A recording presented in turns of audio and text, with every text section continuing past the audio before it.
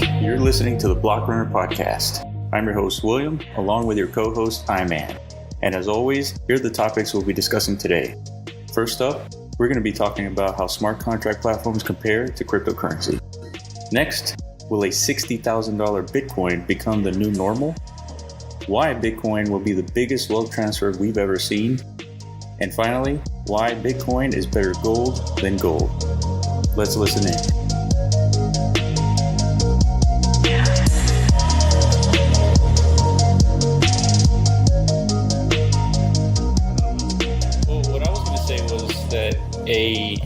The lowest low that we've seen has been like 3,200, and the lowest low has been considered an all-time high just 4 years ago. Well, my thinking is, if there's whales at play today that are influencing the market, there's been whales all along then, since the inception. It's even easier back then to manipulate the market than it is today. That's right. So like, it that never stopped the market from progressing. You know, we're still making progress. There's still new projects. There's new shit popping up, regardless of what the whales are doing. Yep. So it's almost like we shouldn't even pay attention to that. The whales are short-term gain. That's all they do. Dude, whales manipulate traditional equity markets. Look at the housing bubble. That was all whales at play. They fucking crashed the whole economy because of that shit. Exactly right. It's just what whales do. So we shouldn't fear the whales. So I think we should embrace them, because without them, it's like there's no market, right? Explain the video that you sent me. What were these guys talking about? What video? The video that Chico Crypto? Yeah. What were they talking about? So it was a bunch of whales on a conversation, and they were basically manipulating the market or talking about. They were like laughing and talking about how I couldn't understand it. The guy had like a pretty heavy accent. It was kind of hard to understand what he was talking about. Well, you don't need to like recreate what he said. Talk about what they were intending on doing. See, I don't even know. Did you get it? Well, I think they were manipulating the market by telling their followers to buy Bitcoin so they could pump up the price, and then they go and exit. But who are their followers? Like, who were those guys? I don't even know who they are. I don't know, but it sounded like they were trying to manipulate. Oh, yeah, that's what they were talking about, yeah. They were laughing about, like, how easy it is to manipulate the market and, like, create FOMO and stuff. And it's true. But what I'm saying is that's like a short-term gain. They're day traders trying to make a profit on a daily basis. Dude, that fucking that trading group I'm in that I told you about, that young guy, he charged like $500 just to get in his group. Yeah. During the bull market, he had like 800 members, you know, and everyone was active because it was a bull market. It was basically his own little pump and dump group. Like, it didn't start out that way. When I got in, there was probably like 200-300 people, you know, like legit, like. But at some point, like, the market was so ridiculous, he would just be like, we're all gonna buy this coin. Yeah. Like, he converted his like chat group into a pump and dump, and it worked every time. Like, he would load up his bags himself. Yeah. Because he's a whale. It would take him a while to load up like $200,000 worth of whatever he was about to pump. Yeah. You can't just buy like everything at once. He had to slowly fill his bag, and then he would alert the group. It was like 15 minutes. Everybody buy this coin, and like. The fucking green ass candle would come up and he would just dump on us every time. I never participated, but I watched it. I witnessed it like over and over and over again. Yeah. I was like, damn, dude. So he was only doing it for his own gain, not to help the group at all. Some of them came out with some good, but others got burned, right? It's like, because a pump and dump lasts like a couple of minutes. I wonder, is that shit legal? Hell no, that's so illegal. Damn, man. They have no shame.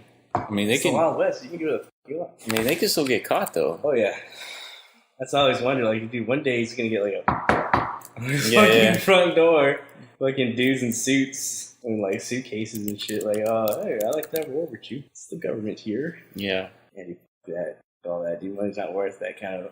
Yeah, not jail time. That was like beyond his control though. Like, he had just so many members. No matter whatever coin he said he was gonna buy, it just turned into a pump and dump. Yeah. That's just how much power he had at the time. Now he only has 80 members. So just like the market shrunk by 90%, so is his membership, you know. Was it like a monthly subscription, or what was it? It's like you either pay monthly or annual, you know. $500 for a year. It was on Telegram? Telegram. Yeah. Makes sense. Yeah, so... That's how I knew I was like decent at this shit, because like when I got into Power Ledger, I bought it when it was like 13 cents or 16 cents. And then he found Power Ledger when it was like around 30 cents. and then he alerted the group to get in. Yeah. But he made a ton because he invested $250,000 Power Ledger. Yeah. And then he pretty much tanked the market. Once it hit $1, he told everyone he's selling his position, and then it just completely tanked and never recovered. So like he pretty much, because he sold like $1 million worth of Power Ledger, like it just stopped it up. Yeah, I sent you another chart that talks about the halvening again. Wait, just now? Well, earlier this week. Okay. And this, right? Yeah, that one. Yeah. And it predicts $300,000 Bitcoin. And last week we were talking about the case for the $10 million Bitcoin. Wait, are we on? Yeah, we've been on, bro. What the fuck, dude? Come on, man. You gotta stop fucking finessing me like this, Willis. All right, let me put my cock away. Whatever. All right, let's go. Basically, the chart says $300,000 Bitcoin. Personally, I don't think it'd go that high because we got a runaway train at $300,000. 300,000? Why do you say that? What are you looking at? What line? The last line on the right, the top line. Oh, the red one. Yeah. But what is it? It's between 360 and like is 190. It's like even spacing between like the last two peaks or something? It's like... yeah, because of the halvening. So it's like a cadence, like every 4 years. Halvening occurs, and about a year and a half after the halvening occurs is a peak, an all-time high. I mean, yeah, I guess it could do that, yeah. And so in this case, in the future, sometime in 2021, they're predicting $300,000 Bitcoin. Based on past performance. Basically, like, based on meme lines, you know? Meme lines? Dude, they're meme lines. Look at the chart, man. Like, how are they meme lines? I mean, yeah, this is all you have to go by, right? Yeah. The market is pretty young still. We have officially like 3 cycles to look at, pretty much, if you look at this chart. Right. There's the 3 cycles before it, and then the one that's coming up. There's definitely like an obvious positive trend. You know what I mean? And I do see like at each halving mark, prior to the halving, there's a positive trend. But it's not an explosive growth at that point. The explosive growth happens post-halving, according to this chart. Yeah. So, I mean, if you're going to go by that... So, according to this, the bottom has already come in at 3,000 and change. Mm-hmm. Which is not bad. It seems like a pretty reasonable bottom. Yeah. After hitting 20,000. Yeah, I agree. That seems like a pretty reasonable point to like... Yeah, and if you go look at previous history, the bottoms have never dipped below... Like 85%, somewhere around there. Exactly. It just seems so too... convenient. Too perfect. Yeah. Like Bitcoin's... But the thing is, there's never been anything like Bitcoin before. Yeah, exactly. Right? There's never been a thing that has a cadence of every 4 years something happens to a particular asset. Yeah. Like nothing like that has ever existed. And like, so, like you said, it's just like a point in time for people to speculate on. Like there's something always guaranteed every 4 years. There's always that date. Yeah. But we've talked about it, though. There's actually like, I don't know if economics is the right word, like token economics to back up why it makes Bitcoin more valuable every 4 years. Oh, yeah. Yeah. Yeah. There's actually reasoning behind it. There is, yeah. Yeah.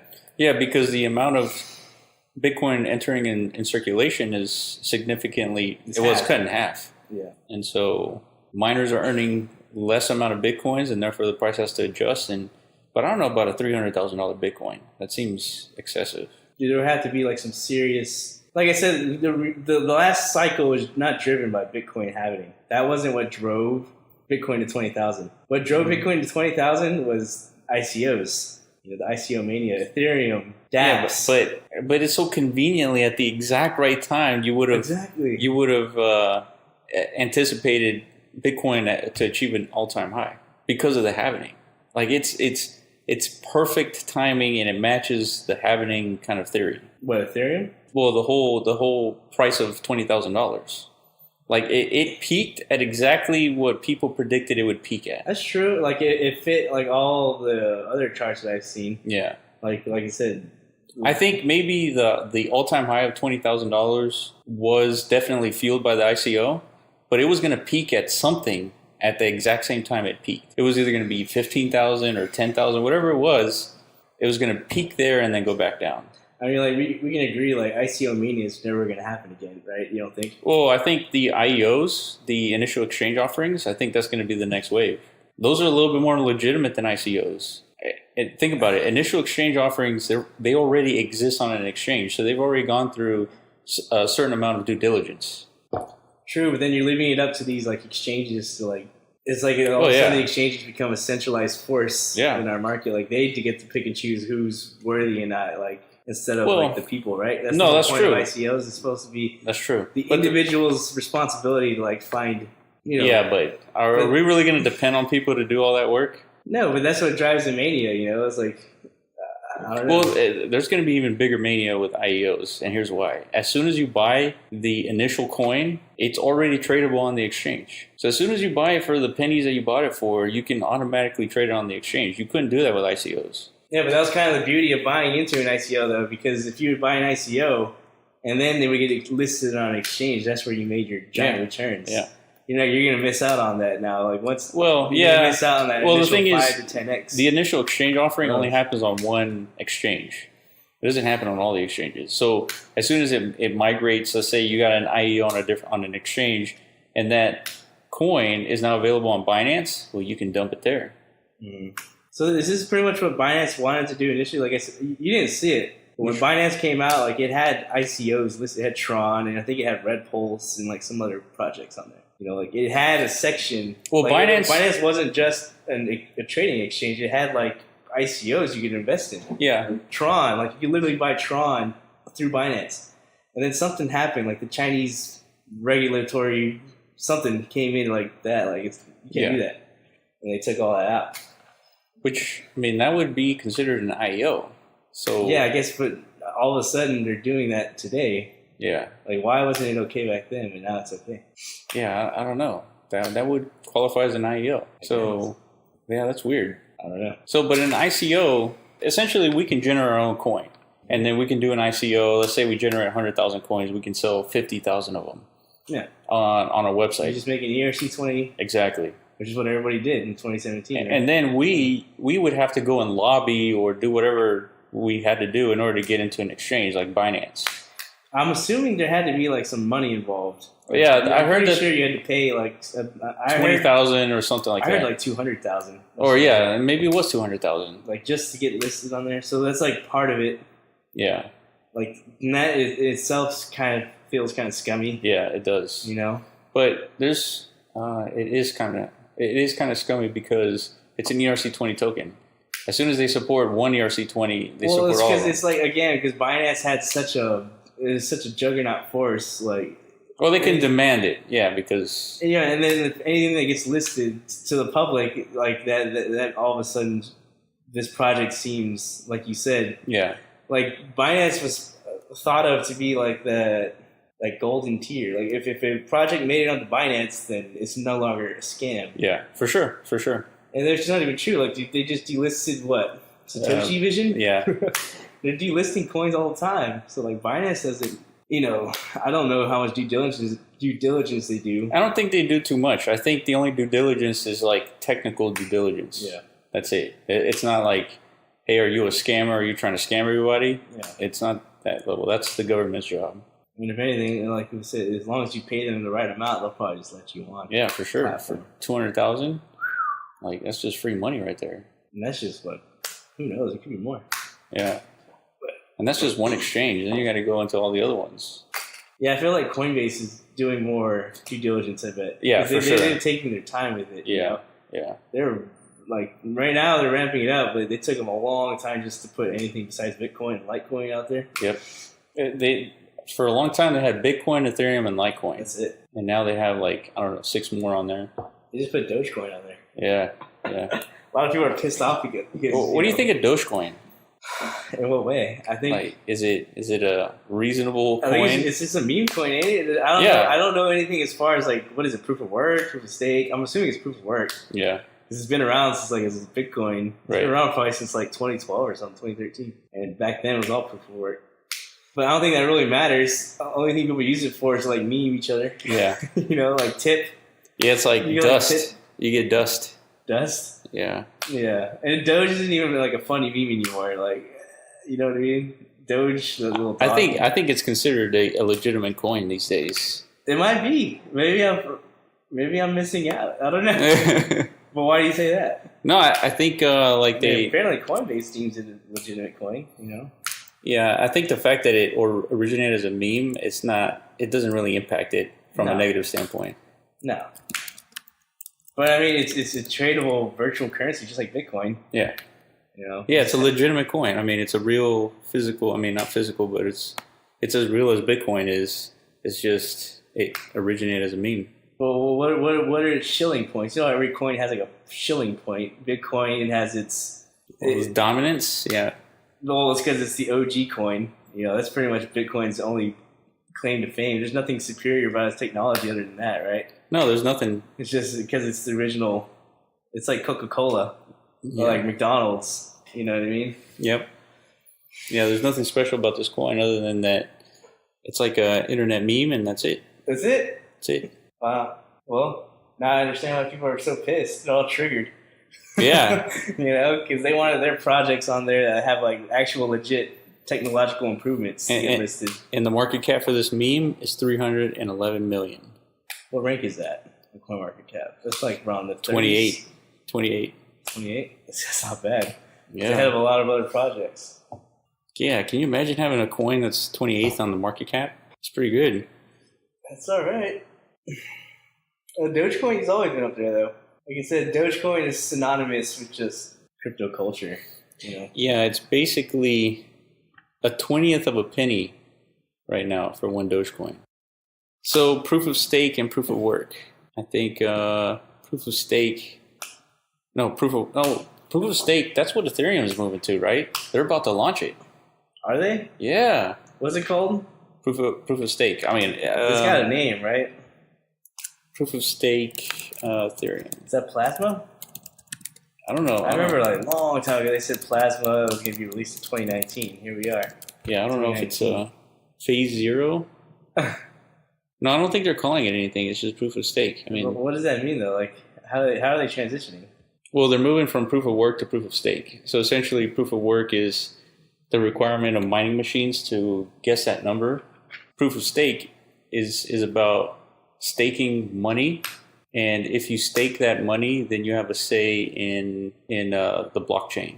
And so the incentive is that if you start manipulating the data in the blocks, then people can vote you out, and if you get voted out, you lose however much money you staked into the mining pool. Yeah.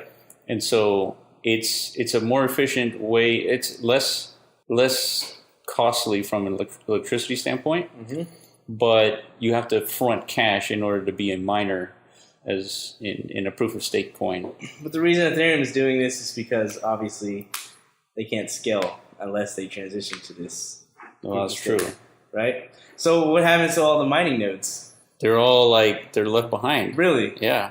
Really? Now those mining nodes can still be used, but they're not you don't need that many anymore. See, I feel like we're missing something because the last time I heard Vitalik talk about this, it was going to be kind of like a hybrid. Like there's still proof of work involved, but I think So and even in a proof of stake coin, you're still doing proof of work, except it's significantly easier. Remember, proof of work, the way that it operates is by difficulty. So you have to find a hash that starts with 20 zeros for Bitcoin or 30, whatever it is right now. And to start a hash with 30 zeros, to find that hash is very difficult. So if you lower the number of zeros that you have to find, let's say you have to only find 1 zero at the beginning, then it's done in like a millisecond, right? And so in proof of stake, you don't need all those zeros because what you're saying is, let's make the proof of work easy, but let's add a component of staking money in order to incentivize the miners to not manipulate the blocks, right? Because if you have a block with a bunch of transactions, if you start manipulating them and it's computationally easy to add that block into the next chain to append the block to the chain, if it's computationally easy to do that, then you can have miners manipulating the data in the blocks. So in order to minimize that, you're saying if you're going to be a miner, you have to stake $200,000. So the miners are the ones that have to stake. Yeah. And so as a miner, then you stake your $200,000 and you say, I will verify all the transactions And if you catch me manipulating the blocks, then you get to keep my $200,000. And then you're kicked out of the network. So this doesn't change like mining pools at all.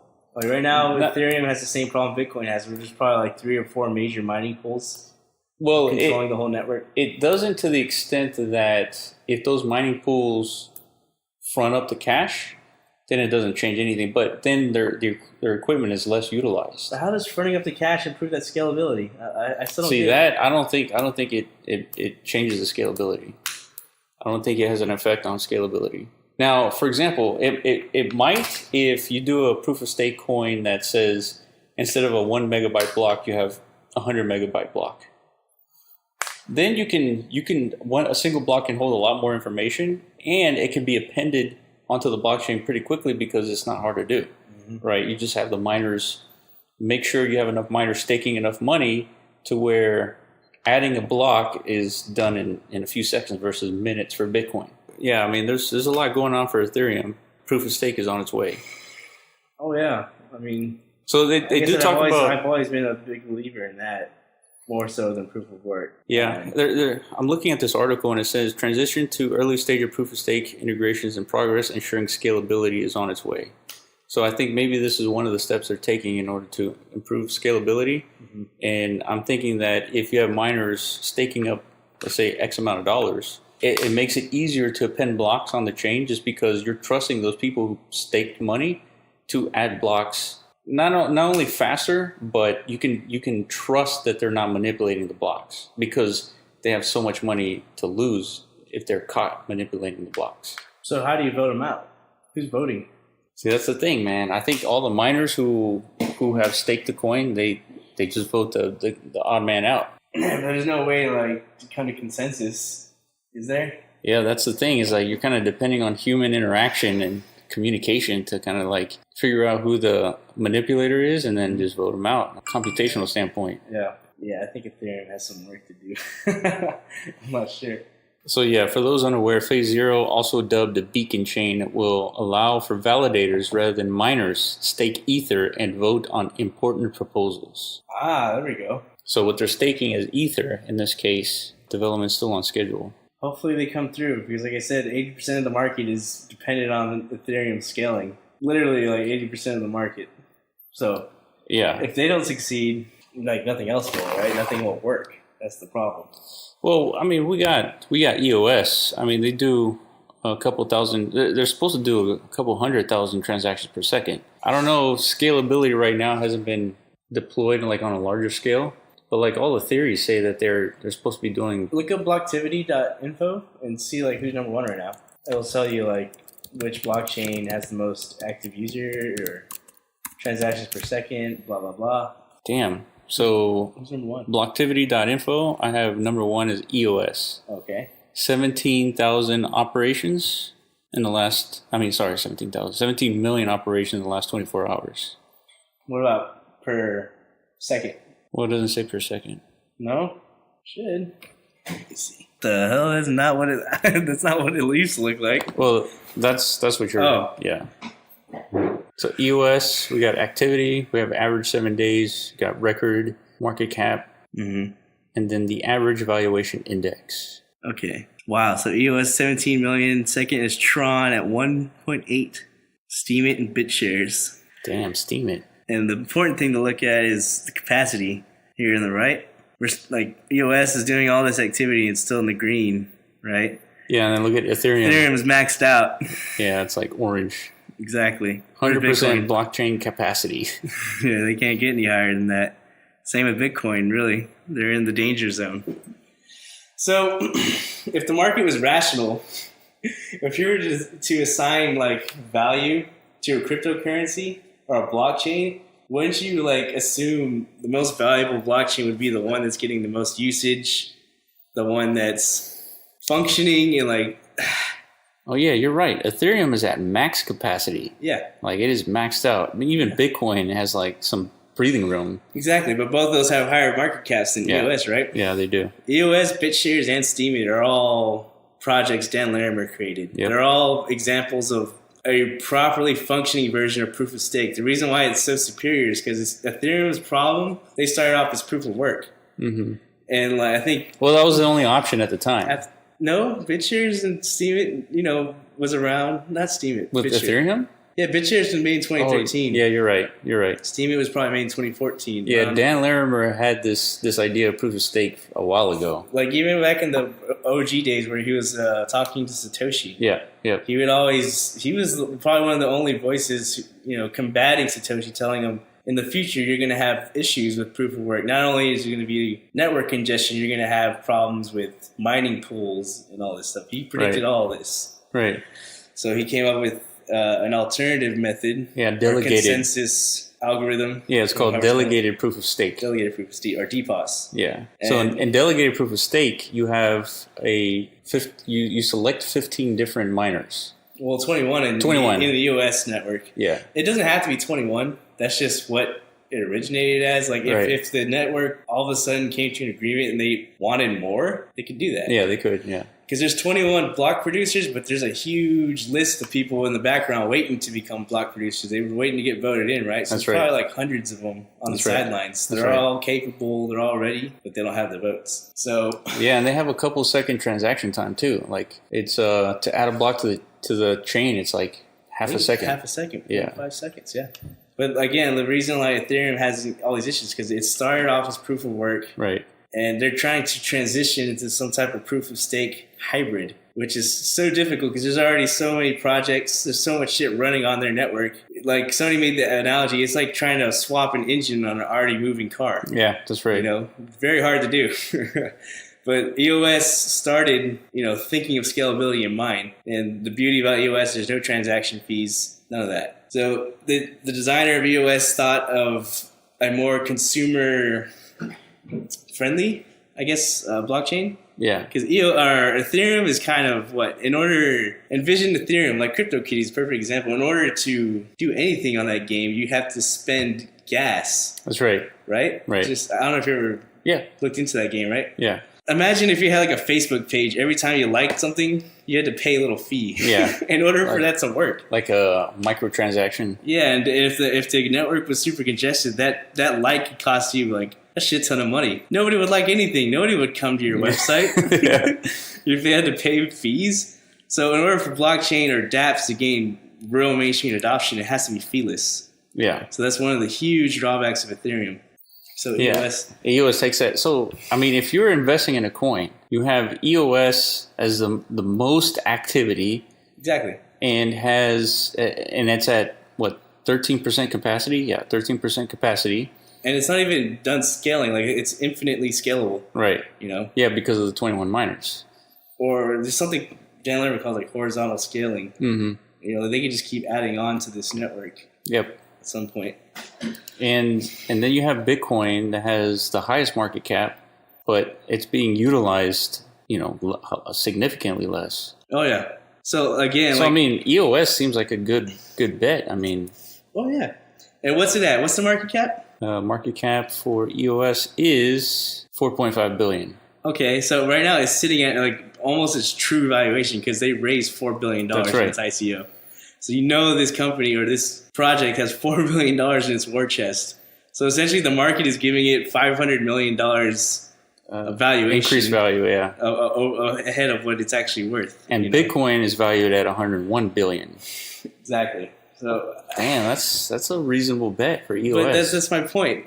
The market is not logical, reasonable. Yeah. They don't look at this. They don't value coins based on what's functioning, what's gaining the most utility, the most adoption, the most attraction. What drives this market is tribalism. Mm-hmm. Ethereum came first. But EOS can come, have a significant tribe. Oh, they do. I mean, they do. But the whole market hates them because of the fact that they raised $4 billion. Yeah. That everyone thinks it's a scam. But if you actually go into the technology itself, it's, in my opinion, it's superior. Yeah, I agree. At the sacrifice of global distribution, it's still globally distributed. The master nodes of the network are still the only issue right now. China, I think, has like 7 or 8 nodes. So, the same thing that Bitcoin and Ethereum, same issues. You could just have these huge mining pools. which are mostly concentrated in China, right? Yeah, all you would need is the whales to vote, the miners out of China. But the thing is, the or at Chinese least most have of the Chinese. so much influence. They have so many of the tokens that they collude together in a way to keep themselves in power. Yeah, that's something Vitalik warned against too. Like he saw that coming too. These crypto cartels. Basically, the more money you got, the more you're going to win in this market. Yeah, for sure. So then you have proof of stake that's not necessarily easy for ASIC miners to mine. So ASIC resistant miners. So I don't even know how they do that. ASIC resistance? Yeah. ASIC resistant. Like what? Yeah, what's a good example of an ASIC resistant coin? Let's see. Vertcoin was one. I heard of Vertcoin during the bull market. That was a big shilling coin. You said Vertcoin? Vert, V-E-R-T coin? Because that was a big concern back in 2017. People were starting to figure out like how centralized these mining pools are. So they were looking for alternatives with these ASIC resistance built in. And I remember Vertcoin was one of the biggest candidates out there. Yeah, I'm not able to find any. Nothing? Yeah, I'm not able to find any, like right off the bat. Well, that just shows you people don't care anymore. Yeah. They cared about it at the time. Oh, wait a minute. So I found a Reddit post. It says, Vert. So I know these are ASIC. So Ethereum is ASIC resistant. Monero. Monero? Yeah. I don't think Ethereum is ASIC resistant, is it? Yeah, I don't think so. I don't think so. Maybe it's on its way. That's what it's saying. Yeah. Eon, Zencash, BTCZ. Well, regardless, again, so these exist, these tokens, but they're not anywhere near, where Bitcoin is. Yeah, that's for sure. And I don't think making them ASIC resistant is going to really help them all that much. Yeah, because not many people. So okay, in centralization. Oh, wait a minute. So CoinMarketCap removes Bitfinex from exchange calculations. Is this like a headline? Yeah. So Bitfinex got the axe? So it says, after a week of drama surrounding iFinex, which operates Bitfinex and owns Tether, CoinMarketCap has decided to remove Bitfinex price data from its calculations. It's a good idea, because I remember during the bull market, Bitfinex was usually the leader. Yeah. And that's where a lot of the conspiracies came from, that Bitfinex was driving up the price of Bitcoin. I wonder if that's responsible for the price drop right now. That's like what, like $100? $100. Yeah. Could be. It was a little scary. I mean, this headline just came up right now. But doesn't it seem like a good thing? Bitfinex no longer counts after all this, shit that's going on. But that is a big portion of volume. Well, look at this. At the time of writing, Bitcoin is worth $6,056 on Bitfinex, while on Coinbase, Bitstamp, and Binance, coin is trading at $5,700. Yeah, so there's a big premium on Bitfinex. So what's driving that premium up over there? Yeah, and then it says Bitfinex has experienced a massive exodus of traders since the New York Attorney Office announced that it has obtained a court order. Oh yeah, you're crazy if you're holding your funds on that exchange for sure. Yeah. But I'm still worried about Binance itself. Remember, because Binance is the biggest holder of Tether. Yeah, I wouldn't be holding Tether right now. Well, definitely not Tether, but even Binance would suffer from this. But yeah, this whole Tether fiasco is. Yeah, this is going to make an effect. I mean, somebody's going to feel it. Somebody? Everybody. Yeah. Everybody should feel it if it's real. Yeah. These people have been sounding the alarm bells for years. Yeah, I remember in 2017 they were talking about Tether and investigating them. And then once 2018 hit, the bear market, it kind of like died down. Everyone lost interest. Everyone thought like that was going to be the reason for this bear market. But this news came late. Yeah. We've already been punished enough. This news might not. Will it influence the price? I don't know. It did come very late. If the news is as extreme as Tether was used during the 2017 bull cycle to influence the price, if that headline comes out, yeah, I wouldn't bet on a bullish outcome for Bitcoin after that. So, and then crypto VCs, as Bitcoin eventually nears $100,000, altcoins will die off. Not true. I think as Bitcoin goes up, all the altcoins are going to go up as well, especially EOS, for example. Well, meaning what? If what happens? Like once Bitcoin starts nearing the price of $100,000, just because throughout time, it's, if you extrapolate the progress of Bitcoin, it's going to go up to 100,000. Let's say worst case, takes 10 years, right? Okay. Once Bitcoin hits $100,000, I don't think altcoins would die off. I think altcoins would reap the benefits of that. Because think about it. You got a Bitcoin. It's worth $100,000. So what do? You take out the taxes and then you reinvest it in what? Well, if Bitcoin's $100,000, then that means there's a lot more people participating in the market, right? Yeah. In order for that price to be that high, it means we need a ton more buyers. So, of course, if there's people in the market, they're going to see all these altcoins and they're going to speculate on these altcoins just like they always have. Altcoins aren't going anywhere. Yeah. I don't think. People just like to speculate. It basically is a giant casino. Yeah. It gives people something to gamble on, So, and the company tweeting this out, Heisenberg Capital. It says, we see the market rejecting everything except BTC. This has been our dominant investing thesis since 2011. Which, 2011, that's a little early. Well, they're essentially claiming they're Bitcoin maximalists. Like, nothing else matters except for Bitcoin. Well, you hit it right on the head because the next thing it says is we're doubling down on Bitcoin maximalism with new capital. Yeah. As BTC climbs towards our 2011 target of $100,000, we believe everything except BTC will die off. Well, that's a no-brainer. If BTC dies off, then nothing else exists. Well, they're not saying BTC will die off. Everything except BTC will die off. Yeah, well, that's what I'm saying. That's a no-brainer call. So you think Bitcoin can't die off? No. But what they're saying is that once Bitcoin gets to $100,000, Ethereum is not going to matter. EOS is not going to matter. Like Litecoin is not going to matter. Bullshit. There's more developers working on Ethereum than Bitcoin right now, I think. I think it's something like that. Dude, there's so many projects on Ethereum. It's just like they're not going anywhere. No, I totally agree. I disagree with Heisenberg Capital. Yeah. And then it says, what will drive Bitcoin past 100,000? Well, according to Kaiser, it will have much to do with Bitcoin's underlying characteristics. And Scott, late last year, the investor noted that Bitcoin protocol itself is genius, alluding to the controversial opinion that the nature of the world's first blockchain supersedes price. So basically, like you're saying, they're Bitcoin maximalists. Yeah, there's a bunch of guys like that. And in reality, they're probably just holding big bags of Bitcoin. That's why they're saying all these things.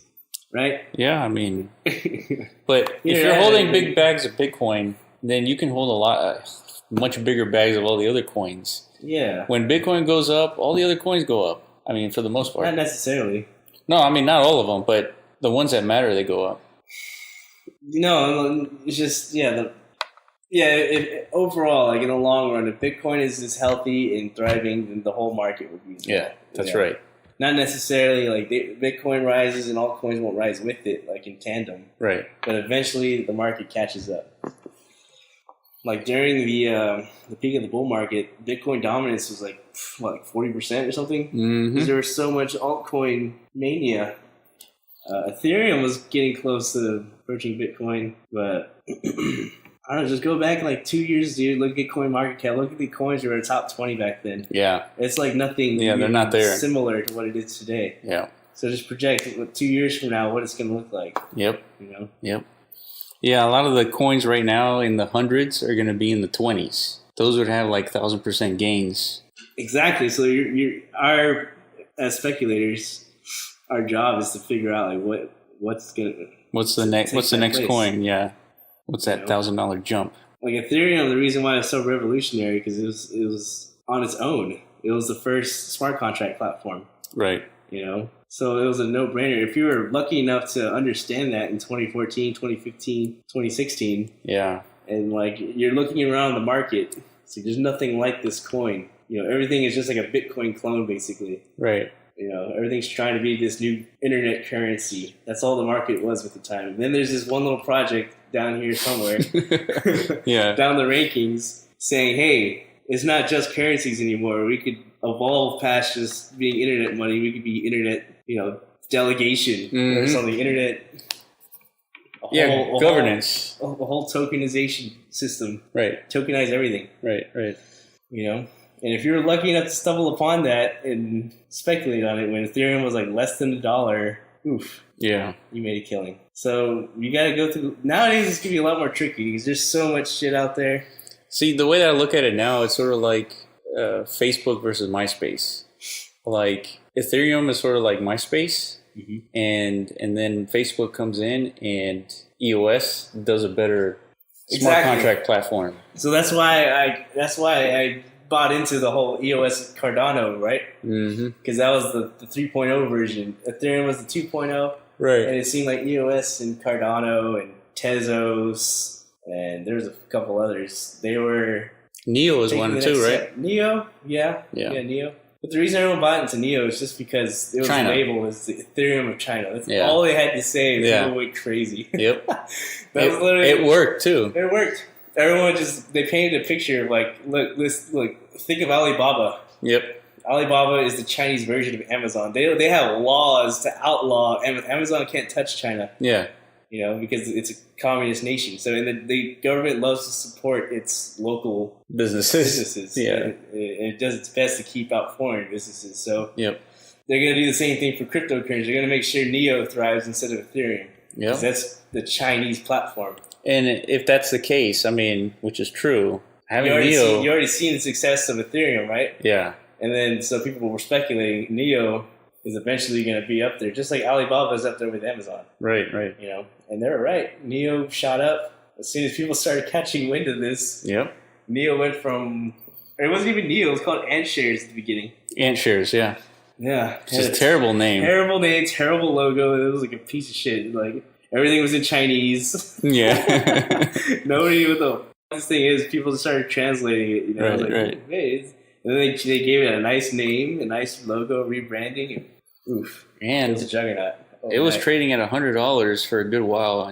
During 2017. I bought. Now it's at $9. That was my first coin. My first Neo. Really? At $7 is when I bought it. And then it went to like 196. I sold it. It went up to like 28. It went from like $2 to $28 in like a month. Yeah. But then I ended up selling it. It went down to like 16. Then I started venturing into other things. That was my first experience of, Damn, $2, dude. I didn't buy it at $2, I bought it at $7. But still, that was my first experience of, quick gains in the market. And that's when I was like hooked. Yeah. Absolutely hooked after that. Man, I'm telling you, this next run, shit. Dude, $200 is nothing. Well, then what's going to do it? I don't think ICOs are responsible for 100% of that. There's no way. Not 100%. Like the retail investors that came in towards the end they were just buying Bitcoin. Mm-hmm. They were downloading Coinbase, because everyone was talking about it on Facebook and Twitter, right? Yeah. They didn't know anything about ICOs. Or what Ethereum was, but they heard everyone's making money on these things, so they downloaded Coinbase and you like 3 options: you're gonna buy Bitcoin, Ethereum, or Litecoin. That's it. Yeah. But once those people started coming in, that's when Bitcoin went ballistic. See, but imagine like $5K to $20K. Yeah, but imagine this run here where the bottom is at $3,000 Bitcoin. The bottom. Dude, the highs is going to be way more than $20,000. Yeah, of course. So imagine the institutional investors that are going to go in at that time. Dude, you could have said that like for the last one too. Everyone was waiting for that. Yeah, but the last one had like barely. Like it won't even compare to the amount of people getting into this round. I can't imagine it, man. Dude. Like that seemed, it was a small bubble for sure. It was small because it didn't last very long. If we can have like a bunch of guys on a Discord call talk about manipulating the market, that's not going to be possible the next round. It's going to be a bunch of guys who are running institutions of like 10 billion and more, having those conversations instead of a bunch of guys who are like, they don't know shit. That's true. Well, yeah, so the institutions have to get involved. Yeah, I was thinking, it's like I mentioned last week. I think once the institutions are involved, you're going to start seeing commercials about Bitcoin, and you're going to start seeing like all these. Well, not necessarily. Those have like fucking investment or like retirement portfolios, like add cryptocurrency ETF to your retirement portfolio. Right. Like so once soft voice, right? Yeah, but once they start shilling it, that means that they're already like deep into Bitcoin. Yeah, of course. And then of course the sheep are going to be hearing about Bitcoin. They're going to buy it up, and then you're going to have this whole bull run again. See, but I don't know. When will the institutional investors come in? First, the government has to regulate this heavily. Yeah. Because these institutions are managing billions of dollars. That's true. I don't think the institutions are going to go in without that regulation. They can't. They literally can't. Yeah. Like their shareholders or whatever won't allow them to. Yeah, I agree. Or their clients, their customer base, right? They want safe investments. They want to be sure they don't wake up tomorrow they get like bit connected. Yeah.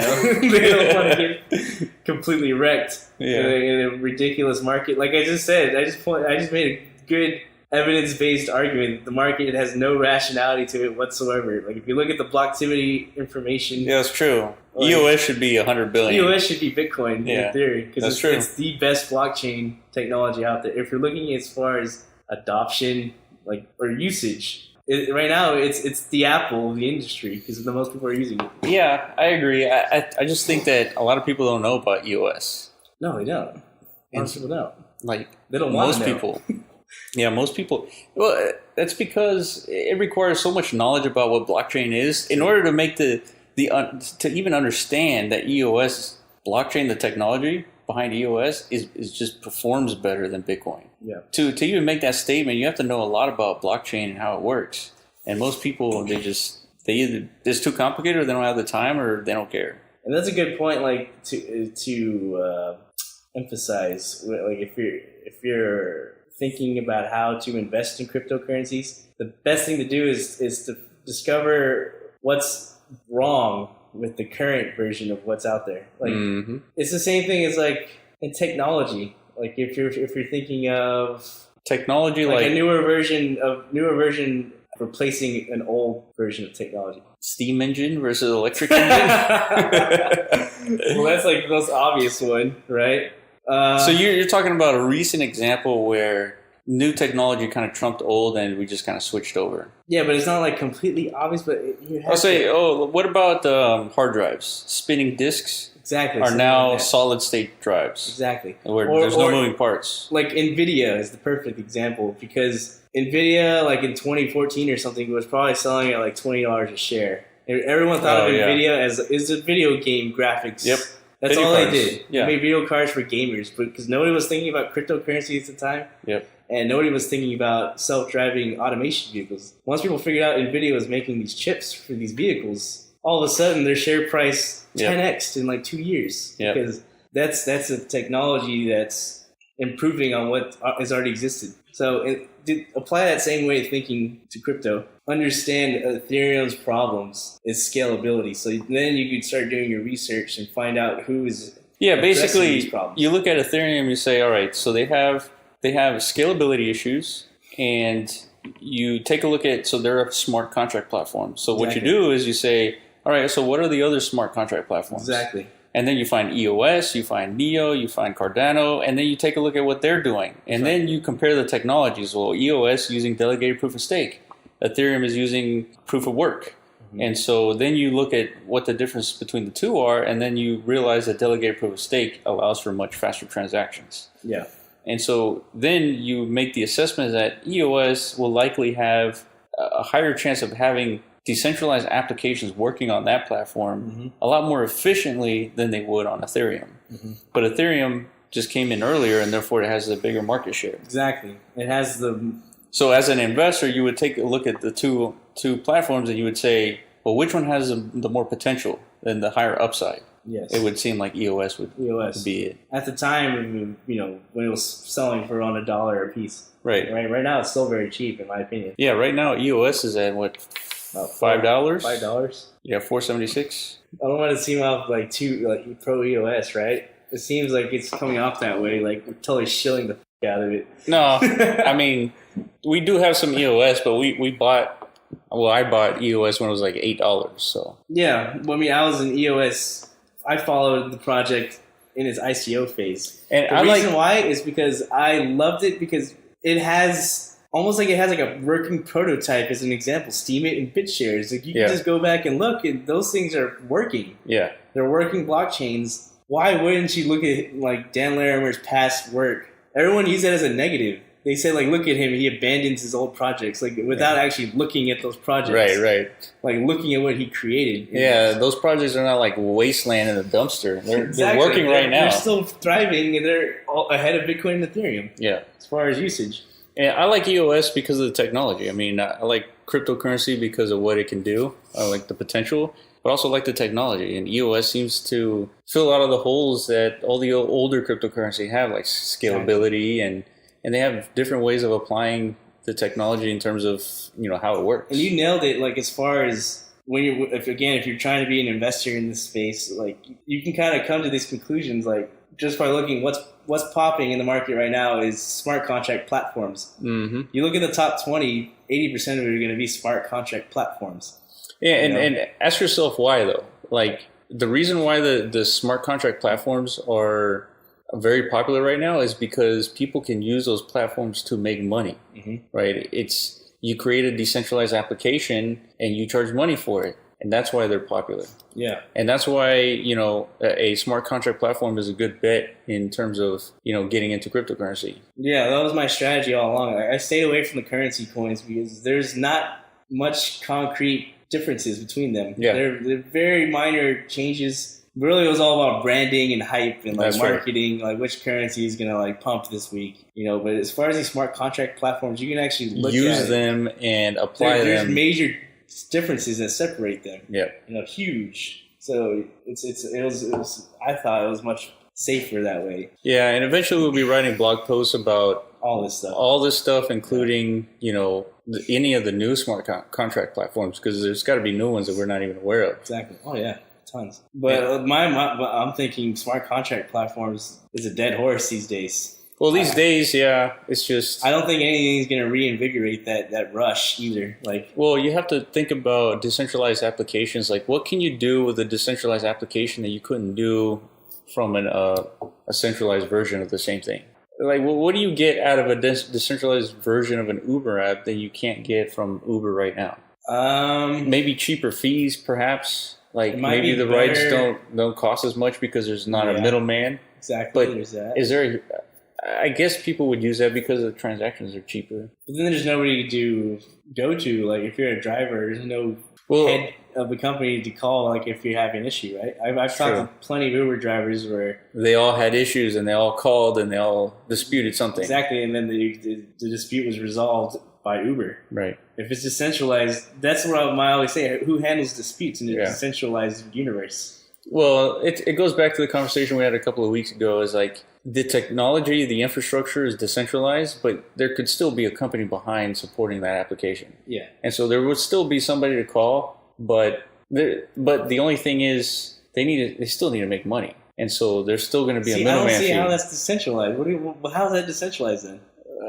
When I think of decentralization, I think of like open source, like a big community, just how EOS is decentralized, meaning Dan Larimer and Block One created the thing, EOS. They coded the whole blockchain, whatever. They launched it like June, whatever, of 2017, I think, or 2018. And they just stepped away.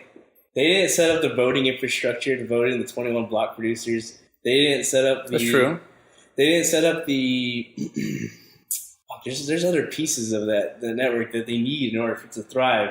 Like, the community had to build these things themselves. Right. They left it up to the people. And then, like, a block producer candidate, like EOS New York, would build it to influence their reputation in the community so they can get more votes, right? They would build these products out of their own funds and put them out there. So they build wallets, right? Like, Block One never made a wallet. But Block One is still responsible for updating the core code. Right, they're the only ones that can do it. Are you sure? Yeah, because who else is going to do it? Who else is going to maintain the network? What if they find a block bug? Producers. Yeah, they've had to vote. Amongst the 21 block producers, there's been problems with that. I remember... But they vote for what? To alter the code. Like, they need consensus. I remember they had issues launching at the very beginning. Right. Because they didn't have absolute consensus, because there was an issue with the code, and like some Chinese block producers were like, we're not ready yet. Right. Because they felt like there's too many issues. But the rest of them were like, fuck it, dude, let's just get this ball running. Yeah. So there was like a 2 or 3 day delay. I remember that. that. I just feel like Block One still has to maintain the main network. I don't think so, dude. And that's kind of why like people don't like Block One so much. It just seems like they created this thing, they raised so much money, they just stepped away. We haven't heard a word from them really for like more than a year. Really? Yeah, they're just like in the shadows. So Block One raises $4 billion. They finish the EOS blockchain technology, and then they just step away. That doesn't sound right. That's supposedly what a decentralized blockchain is supposed to look like, right? Nothing's controlling it except.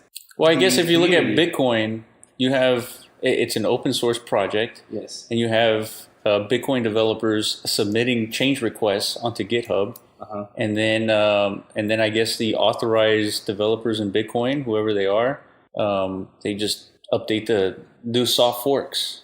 And then if there's a hard fork, then it has to be a consensus. And well, see, that's a different whole different system. There's no voting and stuff. Yeah, there's no voting. Yeah, that's why they have to fork all the time, right? Because if the community wants to go in a different direction, there's no. Yeah, and EOS with the 21 miners, let's say more than 21 miners, but if they decide to change a specific like core piece of code, then the 21 miners have to agree to it. Mm-hmm. They have to update their code in order to support that new update. Mm-hmm.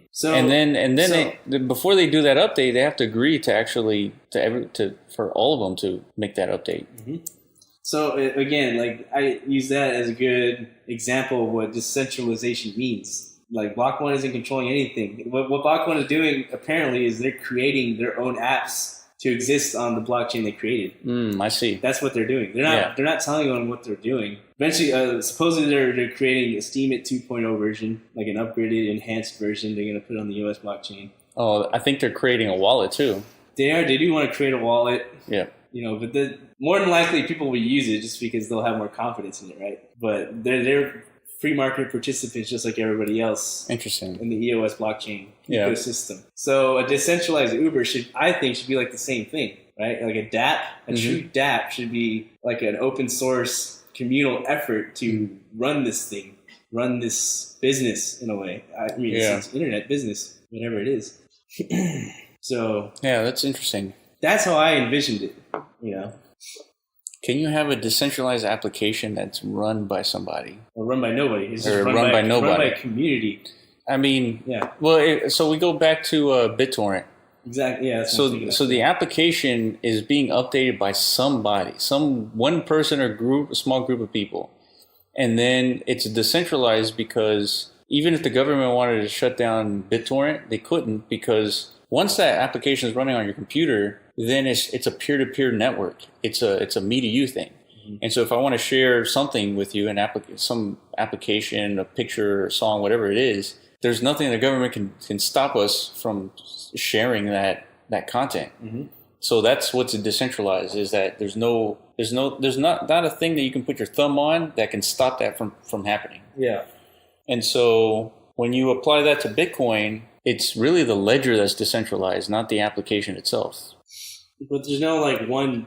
But Bitcoin is decentralized in that sense. It is decentralized, but the ledger is the valuable part about Bitcoin, right? The ledger is what holds all the transactions throughout the entire history of Bitcoin, right? So that itself is what's decentralized. So if you manipulate one Bitcoin ledger, you have to manipulate all the million other ones that exist out there. So that qualifies as decentralized. That's like proper decentralization. That's why people value it so much, because it's impenetrable. Yeah, it's you cannot hack it. Like if you could hack it, you probably have some superior technology that you'd probably focus on something else, hacking something else. So there's a trifecta dilemma, in the crypto space, meaning there's nothing that exists now. If there was, it'd be like the golden goose of cryptocurrency that is totally decentralized and it's scalable and secure, right? Yeah. Those are the big three. Nothing has all three components yet. Like the reason EOS is so fast because a lot of people argue it's not truly decentralized. It's 21 nodes. 21 nodes, yeah. It's like 21 computers. And it's not just one computer. It's a huge network of computers, but they're centralized by one team, but they're spread around the world. Yeah. That's the argument that, Yeah, and they even talk about, if you go read EOS's white paper, they say that if any one of the 21 goes down, they just do a round robin, they skip the guy for the next, appending the next block. Exactly. And in theory, let's say there's a node, just like 2 or 3 nodes in Japan or something, and all of a sudden Japan outlaws cryptocurrency, and those nodes have to be voted out. Mm-hmm. There's always backups from other parts of the world that could just replace them. That's kind of the thing where. So essentially, 21 is an arbitrary number. It has to be a number that's greater than, let's say, 2, but smaller than infinity, to where you can kind of manage, nodes going in and out of the network. Like if China outlaws cryptocurrency, then those nodes drop off from the network and 2 nodes enter into the network. Exactly. But in China's case, it's like if they got outlawed, like half the network would go down. You know what I mean? But it's the same thing. But then for Ethereum and Bitcoin. It'd be even worse because like 80% of Bitcoin mining is in China or something. Yeah, but what does that? That would affect the price, but Bitcoin would still exist. EOS would still exist. I don't know. It would be less of an impact on a delegated proof of stake because, like I said, there's those backup nodes in existence waiting to take over. Well, imagine if all those Bitcoin mining pools got shut down, which I don't think they ever will. But even if it did, you would still be able to do Bitcoin transactions. It would take a little bit longer. Yeah, you would have to wait for these nodes to come back online, right? Well, you don't have to wait for those. The other nodes around the world would take care of those transactions. You would just have less hashing power to compete with once China goes down. If China got wiped off the map, then that would be good for all the other miners. Yeah, they're more likely to win the so what blocks. Is that? And so if most of the world gets slower, like the whole network, faster? No, it would be faster because the hashing difficulty is lowered. Okay. And let's say most of the world gets shut down. Let's say there's some apocalypse where there's minimal electricity. Let's say you have a solar panel in your house. Then you could turn on your laptop and mine Bitcoin, and you would be probably winning most of the blocks. So you'd be earning the 6.25 Bitcoins, or 12.5 Bitcoins right now every 10 minutes. You mean like if like an EMP event happened, like the whole world? On the whole world, yeah. But you're like a solar flare, like wipes out like 90% electricity. But you just, for some reason, you're only jackass running on solar. Yeah. Like in the middle of nowhere, like running your minds, like, I've been waiting for this day. And then every 10 minutes, you're probably likely winning the 12.5 Bitcoins right now. Imagine. Oh, dude, that'd be fucking great. I mean, as a matter of fact, in that situation, Bitcoin would be the only thing that's worth anything at that point. Because the dollar is not gonna help you in that situation. Well, yeah, that'd be like the end of the world, honestly. Yeah, it would. Solar flare wipes everything out. But I see that's interesting. Yeah, I didn't think about that. And then there's satellites running the Bitcoin network too. I mean, not running the Bitcoin network. They're satellites for satellite internet. And then so you can broadcast to the satellite, and therefore we get propagated down to the other miners. So like the supply never changed. Yeah, it's just the miners get rewarded more. Yep.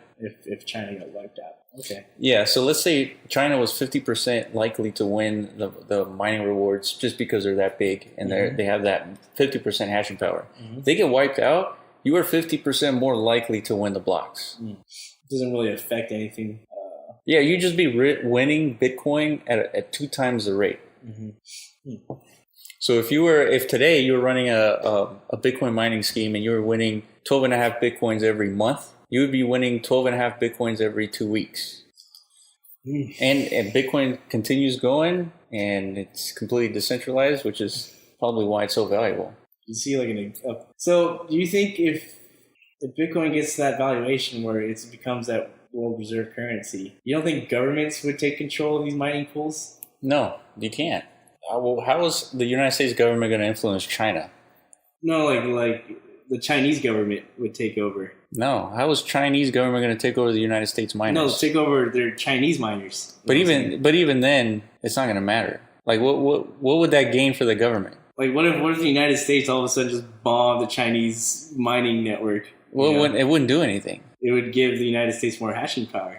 It would give everyone else more hashing power, not necessarily the United States. Well, say the United States made a huge effort and like invested billions of dollars to. I don't think that would make any difference. What they would do, what the government would do instead, is they would just collect all these Bitcoins. They would buy it from the market. Like right now, $5,000 is not that expensive for a government to buy $100 billion worth of Bitcoin. Shit, talk about a whale. The governments are all whales. And probably the only reason they're not getting into Bitcoin right now is because it's unregulated. Can you imagine your government? Let's assume Bitcoin was a scam, right? The whole thing was a scam. Yeah, Tether created it. Yeah, Tether created it. It's the whole thing's a scam. And governments start buying into Bitcoin, and then eventually it gets known that Bitcoin was a scam.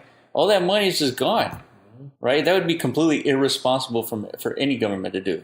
So what they do is they go and increase the regulatory aspect to cryptocurrencies. Then they go in, then they shill, and then they left everybody behind. At one point, can we claim like Bitcoin absolutely is not a scam? Well, that's how do you know it's not a scam? I don't know. Right now, everyone's uncertain like what's driving this price. Well, here's how you know how it's not a scam. First, you can look at Bitcoin's code. Mm-hmm. Like if you know how to code, you can read Bitcoin and you can know exactly how it operates. So from that perspective, it's not doing anything it's not supposed to be doing. It's not doing anything like hidden, right? Because you can see the code. So that's one way you know it's not a scam.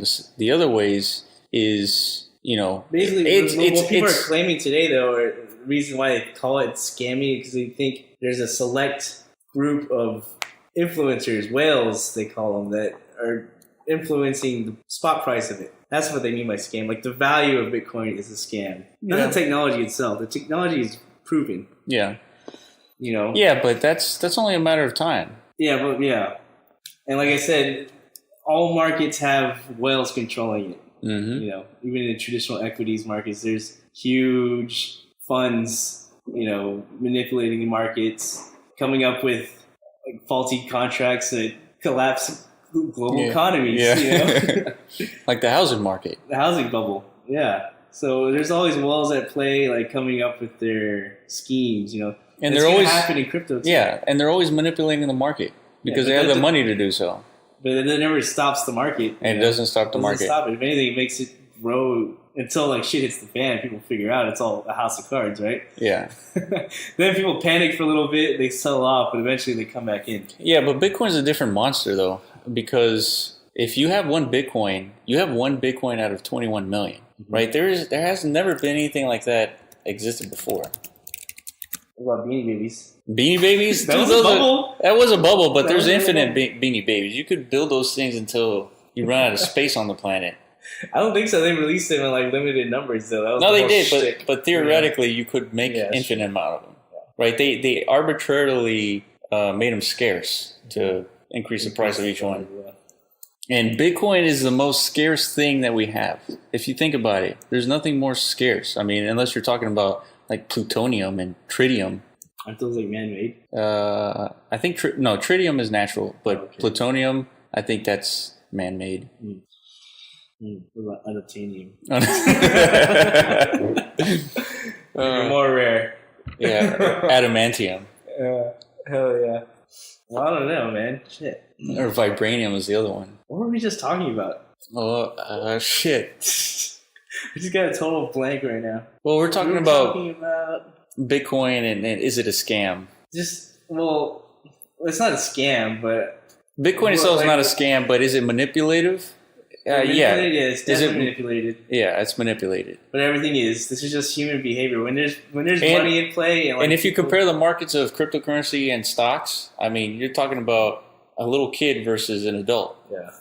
It's really easy. Yeah, it's easy to manipulate. Does that devalue the market? I don't think it does. I think it's smart for anyone to go in now versus later, even though it's a little bit more, Wild West. Yeah, so the government won't get involved. Institutions won't get involved until what? Until they can manipulate it, basically? Institutions won't get involved until there's regulation. Yeah. Once there's regulation, they'll go in quietly, right? All of a sudden, the price will increase because you got 100 million here this week, got another 200 million in, and it keeps going up. And then all of a sudden, you start hearing about Bitcoin more often. Mm-hmm. And then that's when the price, gets to 300,000 or whatever these guys are predicting. No, it's going to work. I remember during the bull market, I was getting phone calls from people starting like small funds, trying to get me to open a Bitcoin IRA, things like that. Really? Yeah, I was getting phone calls for that. Why? But why you though? I'm not sure. Because maybe these guys are tracking your portfolio and they're like, "Oh shit, this guy's making a lot of money." No, I don't think they could do that. That would I hope not. That's kind of fucked up. If they find out, I don't know. I think they can, man. I mean, like if you own a bunch of Bitcoin and you register with Coinbase, I mean, Coinbase could sell your information to these IRA guys. But I mean, people are always trying to sell their retirement products, right? But during that time, they were mentioning Bitcoin. That's weird, man. That's weird. But I doubt they exist right now. Like, who's buying their products right now? Yeah. Well, that's weird. Okay, that's so weird to me because right now is the time to buy. But people don't know that. But it doesn't make sense to me. There's no hype right now. Yeah, but it doesn't make any sense to me because when there's hype, let's say it's at $15,000, there's going to be a lot of hype. It makes total sense because we failed in the last 2 cycles to buy in during a bear market. You know, we failed too. Those were perfect times to buy, and we were just. But right now is a perfect time, right? Well, because we're in a bear market, cycle. And according to all these charts you've been linking, we've hit bottom. That's what's weird to me. Because now that we hit bottom, that's where the most hype should be. Because it's the cheapest that Bitcoin will ever be, according to the history. Well, not ever. What do you mean, like, it won't get lower than... It won't get lower than 3,000. Like, it's very unlikely. You know what happens when it goes lower than 3,000? It will get bought the shit up. People would just continuously buy Bitcoin until it's beyond $3,000. What would you do if Bitcoin went to $2,000? Same thing at 6,000. You know, it's like, you know what's gonna happen when it hits 6,000? Everyone's just gonna go crazy and like buy it, but that didn't happen. They traded sideways for months and they just hit the shitter, dude. It dropped down to 3,000 like overnight almost. You know? Yeah. There's just no hype. People don't look at Bitcoin in a positive light right now. Nobody does, except like the true diehard believers. You know. Yeah, but if you're trying to make money from Bitcoin, do you want to buy high or do you want to buy low? Of course you want to buy low. So that's why I don't understand like why there's no hype right now for a low price Bitcoin. Well, if there was hype, we'd be in a bull market. That's it. But in a bull market, I guess... I think there's positive sentiment in this market. That's why the price is going up. You know, like I do see like the market showing signals of vibrance again, you know, and nothing like a bull market, but a small climb upwards, maybe. Yeah, I'm expecting a Bitcoin to go down to 4,000, but it just keeps going up. See, I don't know if that's good or not. It doesn't seem like it's good. Yeah, it's been just going up for about the last 2 months. Yeah, last month roughly. Without break, without pause. Yeah, it's weird. Like if you look at the all-time price for Bitcoin, at the very end, there's like this tail that goes up, and like it just goes up. See, looking at that, what does your intuition tell you? Shit, we should be buying. Yeah? Yeah, we should be buying Bitcoin right now. I mean, what that looks like to me is, let's see, let me pull up this. But this seems like so like hokum. Like when I look at these like bubble charts. Let me see. How's it hokum though? It's not, because they make these charts based on previous bubbles, right? So let me see. Like this. Doesn't that look like this portion where we're returning to the mean? Yeah, you're right. It looks exactly like it, right? Like you just showed me a bubble peak and trough. Yeah. And like a little U shape going right back up to 6,000. Like 6,000 is the mean, pretty much. That should be our mean line. So we're supposed that dump from 6,000 to 3,000 felt like despair for sure. Let me see that. It even has it all labeled. All right, so we're looking at a chart. Does this chart have a title? It says. This is why we need video and stuff, man. So we can like put up charts. Yeah, investors can't ignore this clear sign of a stock market bubble. So there's a chart that has a huge hump towards the end, but it starts off with takeoff, and then it says a first sell-off where it dips a little bit, and then after the first sell-off, there's this thing called the bear trap, and then after the bear trap happens, there's media attention, and from the bear trap, it starts going up. There's like this phase called mania phase, and then like it completely skyrockets like we saw in Mania 2017. phase was pretty much November, December. That was the mania phase. Yeah. End of November and like first half of December. And then it reaches $20,000, and then there's this crest called the new paradigm. And then there's like this sell-off after the paradigm called denial, and there's a bull trap, and it goes back up to return to normal. And then there's fear, capitulation, and then despair, which is where we are right now, and then return to the mean. So I think you're right. That's what it looks like, right? That a $5,000, $6,000 Bitcoin is returning to the mean. Yeah, so more than likely, we're going to trade sideways it might break above 6,000. It'll probably immediately retrace. Yeah. But overall, it'll be like a positive trend for like a year. Yeah. It might take a year and a half to hit 20,000 again. See, that's where I disagree. I think it's going to go up to 6,000 and go back down to maybe 5,000 or below that. Yeah. But then, it's going to go always around that mean. So and that mean is always increasing. Yeah, right? Exactly. Over just give me a positive trend. Yeah. That's what the mean means. It's just as a continuation of the trend without that mania phase, basically. Yeah. It's organic growth is what they call it. Yeah. Like this is the growth of an asset without like media attention. Yeah. Without normies coming in and getting involved, basically. Exactly. It's like the natural flow of the price. It was just funny because I showed you the all-time chart for Bitcoin, and then you showed me this chart, I guess the mass psychology of an asset, and it looked exactly the same. I know. I mean, exactly the same. That's the same feeling. The feeling you're feeling right now is the feeling whenever Bitcoin went from 20,000 to 11,000. Yeah. And then I pulled up the coin market cap chart that you just showed me. Yeah. It literally is just it looks like a needle at the top. Yeah. It goes straight down like a nosedive. Yeah. And then I looked up like an example of a bubble. Yeah. It's like it looked exactly the same thing. So that's when I saw. I was like, "Oh, bubble just popped." Yeah. Nobody wanted to admit it because everyone was having a glorious time making ridiculous amounts of money. He's like, "No way, dude, it's not over." And he even says it in this market psychology. Yeah, denial.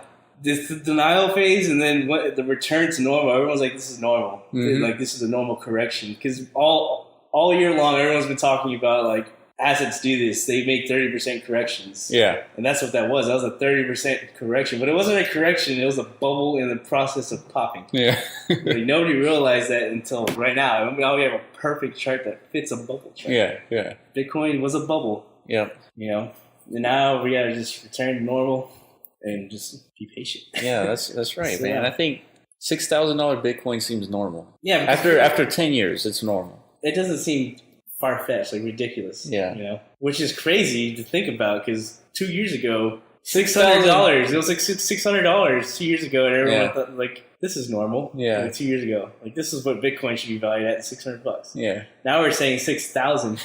That's a 10x increase.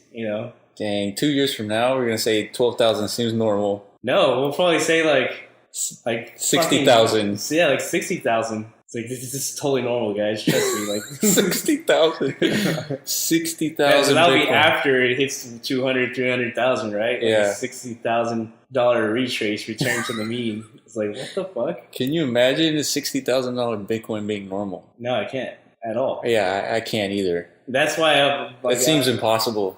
It seems ridiculous. Yeah. It seems insane. Like I said, that's just too much. Like the people who own significant amounts of this stuff, like the Winklevoss twins and Roger Ver, 100,000 Bitcoins. They're gonna become tycoons. Shit, trillionaires, the first trillionaires. Yeah, that's ridiculous. I don't know if that should be allowed or not. Yeah, I don't know either. But then again, you have the Rockefellers. That was my point. They were disgustingly wealthy. Yeah. I mean, the gap between them and everyone else is just too large. And that was another shilling point. Like when I was getting it, everyone said this is like a wealth transfer event. Oh yeah, like, for these sure. don't come around very often. Like where the wealth transfers from like the old money to new money. Yeah. The new money is like the cyber money. Yeah. And the young generation are the first to adopt it, so we're the ones to. And it's almost like think of it as virtual real estate. Like that's what they use EOS as an example for. Yep. When you purchase an EOS token, you're purchasing real estate, EOS real estate. You're purchasing developer access to the network, basically. If you want to build something on EOS, you need tokens in order for it to work. So you can either rent these tokens, and they just came out with a decentralized, I think it's called Rex. I'm not sure what it is, but you could lease your tokens now to these developers. So claim your EOS tokens now, because if this thing turns out to be like the new internet, which is what Ethereum essentially wants to be, and EOS, all these smart contract platforms, they just want to be the next version of the internet. Yeah. A decentralized version. Dude, that reminds me, you gotta watch Silicon Valley. You keep saying this. Dude, you have to. Because they kept talking about decentralized internet. Like, you would love that show, man. I'm sure I would. Dude, you would laugh your ass off on that show. I'm telling you, dude. It's on HBO, ain't it? Yeah, it is. How come I never seen it? Dude, just It's a 30-minute show. You've got to watch it, man. Okay. I'll try It's my like best. the last season is coming up, and it's the final season. I wonder what they're gonna talk about. Shit, they already talked about cryptocurrencies, AI. I don't know. I'm sure they're gonna have a whole season about self-driving cars. Something like that. Yeah. Biotech, maybe. Yeah. But you were just talking about decentralized internet. Yeah, well, And I was EOS. just talking about EOS, like, it's like, we're talking about wealth transfer from old money to new money. Because essentially what we're doing overall as a species, we're transitioning to the internet. Mm-hmm. It seems We're like. still transitioning. No, we're like in the birthing process of it. Like, we're in the infant stages of, like, we're moving from physical reality to, like, virtual reality. And that wealth transfer really comes from like the old geezers who don't believe in cryptocurrency, and they keep holding their current bags. Well, the old geezers, they extract their value from the earth, literally. Yeah, oil, gold.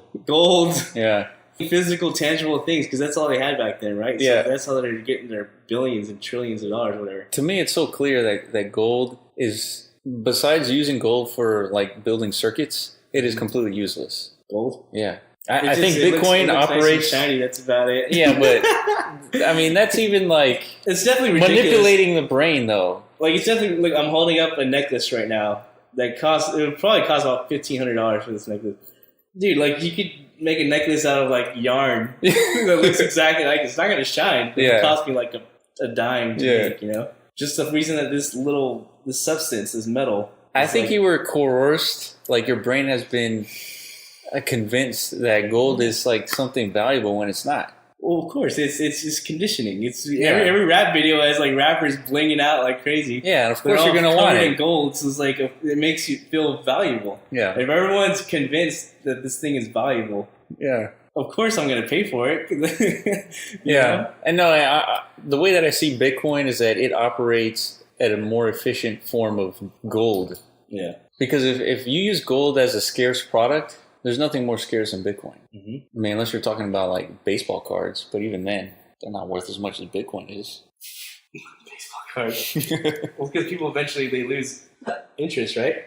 Or no, they become more valuable over time. Yeah, they do. But these physical assets, man, I don't think they're as valuable as these digital assets. Well, that's to be determined. Yeah, but like I said, I think we're like in that infant stage of it's inevitable. Yeah, we're definitely. It feels like it. I think it does. I don't know if that's like. Kind of confirm our biases. Well, I'm not sure if we're necessarily biased or not. I mean, we don't have that much. We don't have that much money in crypto to be like that biased. To be that shilling Bitcoin just because we have like half a Bitcoin. Yeah. Well, if you're going to compare Bitcoin and gold, I own both. I have a storage of gold and silver just because it's valuable. Like you say, you have like gold. Like what do you mean? I have gold bullion. I have a 1 ounce. Gold rounds. Yeah, I have a few of them. How did you get it? I bought it online. It's a company called APMEX, APMEX. It's a pretty reputable dealer. And you just buy gold with your money. With ounces. So ounces of gold. They sell them in ounces. They sell them in like 1/16 of an ounce, like a tiny little coin. 1 ounce coin is like pretty chunky. Yeah. I can show you a picture. Huh. I didn't even know you could do that. Well, buy gold? Well, buy like physical gold. I don't know. You can own like shares of gold. Yeah, I like to own my shit, you know? No, I get that. There it is. I got some gold and all that other shit. This is your picture? That's mine. Oh, that's cool, man. Dang. So you have gold and silver, like physical. Physical gold and silver. That's pretty cool, man. Yeah, see, I bought that as a hedge. The whole reason to buy Bitcoin, well, gold and silver is because traditionally it's been a hedge against fiat. Yeah. Or currency. Yeah. Because anytime currency gets devalued, this shit comes up. It just always holds its value or increases against it. So, and I bought it. They say every good investor needs to have at least 5 or 10% of their net worth in precious metals. So I bought into that. It could be a total scam. It's just a marketing point these companies use. Like, if you're a good investor, so you need 5% of your investment portfolio. And I think 10 years ago that was true. Yeah. Well, then they eventually going to say the same thing about Bitcoin and cryptocurrencies. You need like 5-10% of your portfolio in cryptocurrencies as a hedge. Yeah. There's nothing wrong with that because I just showed you the picture. No, I totally agree with that. Look at it. I know. It's just stuff. Yeah.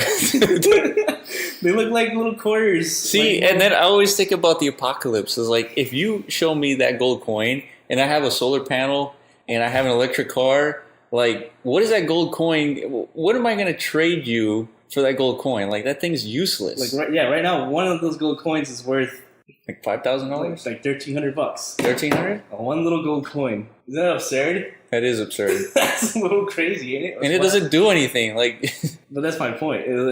It's just as like the old heads. They love this stuff though. And that's, I agree. They love that stuff because there's perceived scarcity. Mm-hmm. Right? There is only so much gold. There's thousands of years of history backing it. For sure. Too. Wars have been won and lost because of this stuff. Mm-hmm. Yeah, I agree. But man, if you were to design, you completely invent this thing that is actually scarce, like they did with Bitcoin, like that fits the identity of what gold should have been. Well, it is because it's hard to mine. Just like it's hard to mine in Bitcoins, right? It's hard to get, and it is scarce. But the only difference is we know the quantity of Bitcoin and we don't know the quantity of gold. So the scarce component is not there for gold. Yeah, well, I guess you could say that. But like I said, I own both.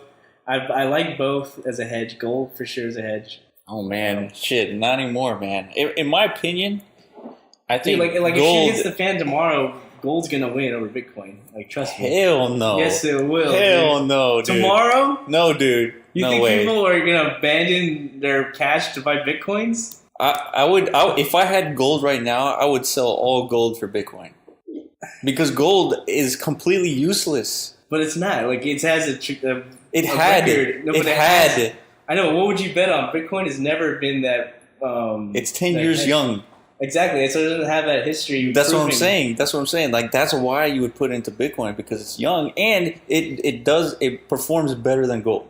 That's why we don't even know that. I'm talking about in a scenario where... Yeah, but do you need to wait 1,000 years before you invest in Bitcoin? Like, do you need 1,000 years of history of Bitcoin before you get into it?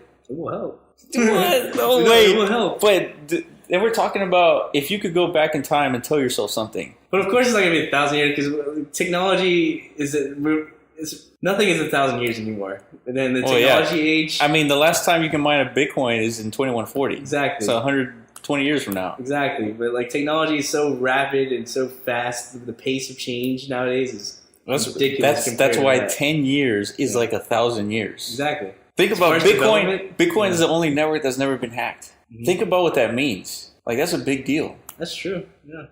Shit, man. If I had gold, I'd be all in on Bitcoin. Pure speculative value, though. No, well, yeah, for sure. Pure speculative value, like gold, if the market crashes tomorrow, like say another housing bubble 2.0 happened, everyone's exiting equities. Yeah, that's true. The dollar is crashing. Gold is going to go up. Yeah, well, gold will not crash as much as the others would. Gold will still go down, but it won't go down as much as probably Bitcoin. But the people will start buying, though, because they need something to, in case everything hits the fan, like in Venezuela. You see what's going on over there now? I know. Escalated even more since last we talked about it. They're actually fucking killing each other now. Yeah. Like, it's getting crazier and crazier. Like, every time we bring up Venezuela. Shit, but let's say you're in Venezuela. Do you rather own gold or Bitcoin right now? Well, right now, let's see. Yeah, in Venezuela, I mean, you can't buy anything with gold. Exactly. That's what I'm saying. Like, Bitcoin has more use than gold. I think, let's say, if you're a billionaire, it's probably a good idea to have 5% in gold just to have it diversified. Exactly. But no more than 5% because it's gold and it's not going anywhere but down. Really don't think. But down. I think it's not going anywhere but down, man. I don't know. But even if you're wrong, like 5% of your... That's why they say 5%. Even if it does go down, well, think it's not going to kill you if you lose 5% of your worth. Like, whatever, it's negligible. True. Same reason that's the case for cryptocurrency. It's super volatile. Or think about this. The value of gold is based on the US dollar, which is a fiat currency, right? Mm-hmm. Mm-hmm.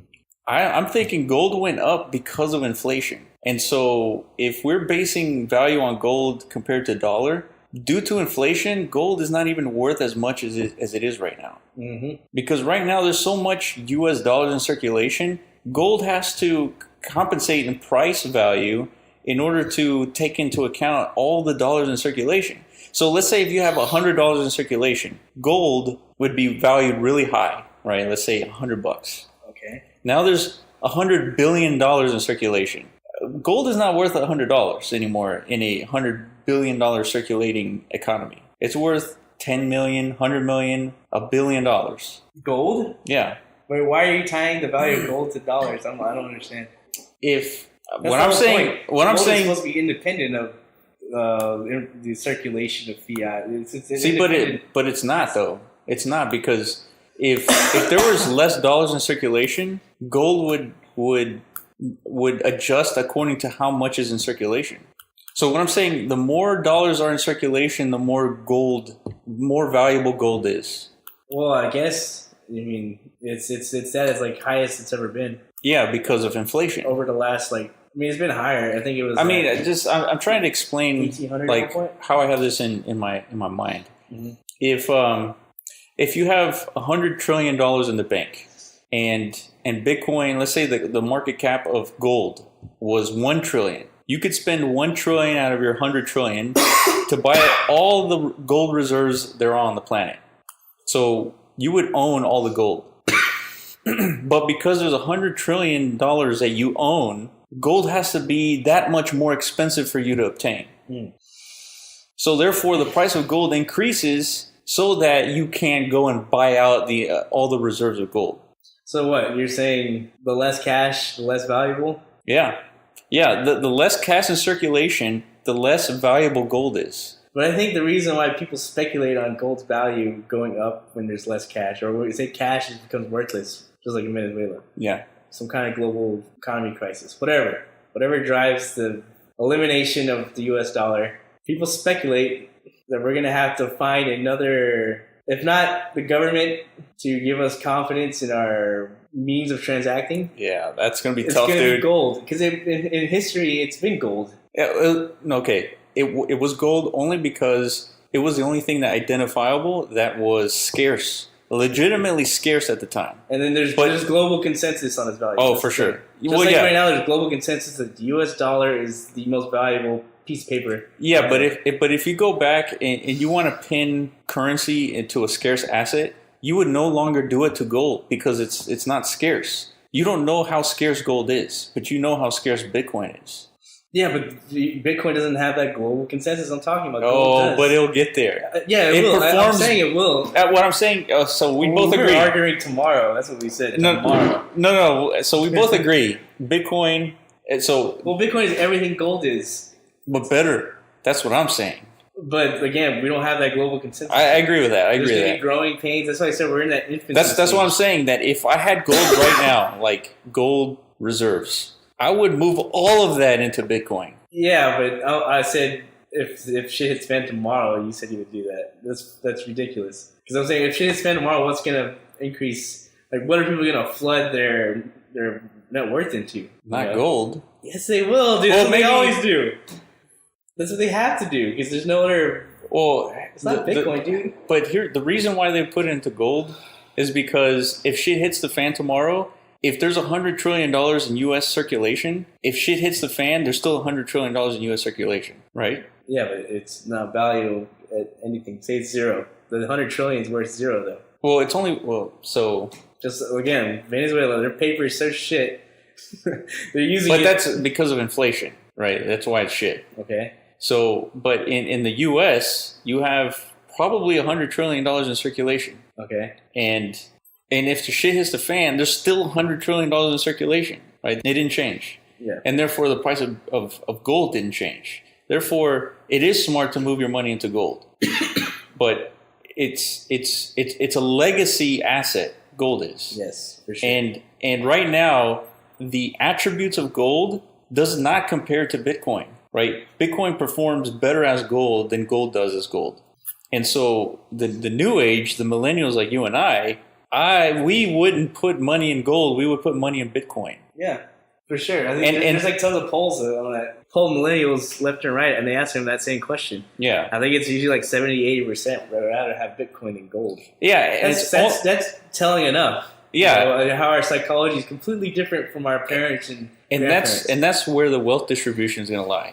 Those who still believe gold is valuable for stupid reasons, which is not true, are going to hold gold bags right? While Bitcoin performs as a better gold, and we're the ones going to be holding Bitcoins, and therefore that wealth transfer that happens. Wealth transfer event. That's what they're claiming. This is the wealth transfer event. Yeah, that rarely comes around. God, I hope, right? Dude, to me, it's like so clear, it's not even funny. To us, yeah. But are we really that special that we see it and like nobody else does? I think others see it. I think it's not easy. It's not an easy thing to see for sure. To me, it's like obvious as the sun is bright, but yeah, I don't know. This is why we gamble. It's an easy argument.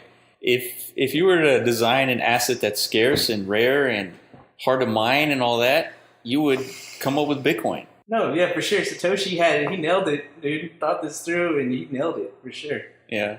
That's why. Yeah, Craig did it, right? Huh? Craig did it, right? Oh yeah, Craig. So they're suing for 100 G's, like. Yeah. Like Satoshi would give up. Yeah. About like reputation and stuff. Yeah. God, that guy. Yeah. Really, who cares? He's like so not important. Yeah. Like, just let him be. Just like I said, it's just human nature. People are always going to look for ways to scam other people, ways to just manipulate. Yeah, he's doing it in a way that I wouldn't think Satoshi would do it. Satoshi wouldn't do that. Trust me. He's like a legend. He's like, and that's what we love about it. That's what I love about it. He's from the future. When I first heard about Satoshi, I was like, dude, this is like a movie. Yeah, I couldn't believe it either. There was some pseudonymous. Some anonymous they created this immediately after the housing crisis happened. Yeah. Almost like a god was sent from above. Like an alien came like, hold on, dude, these humans are...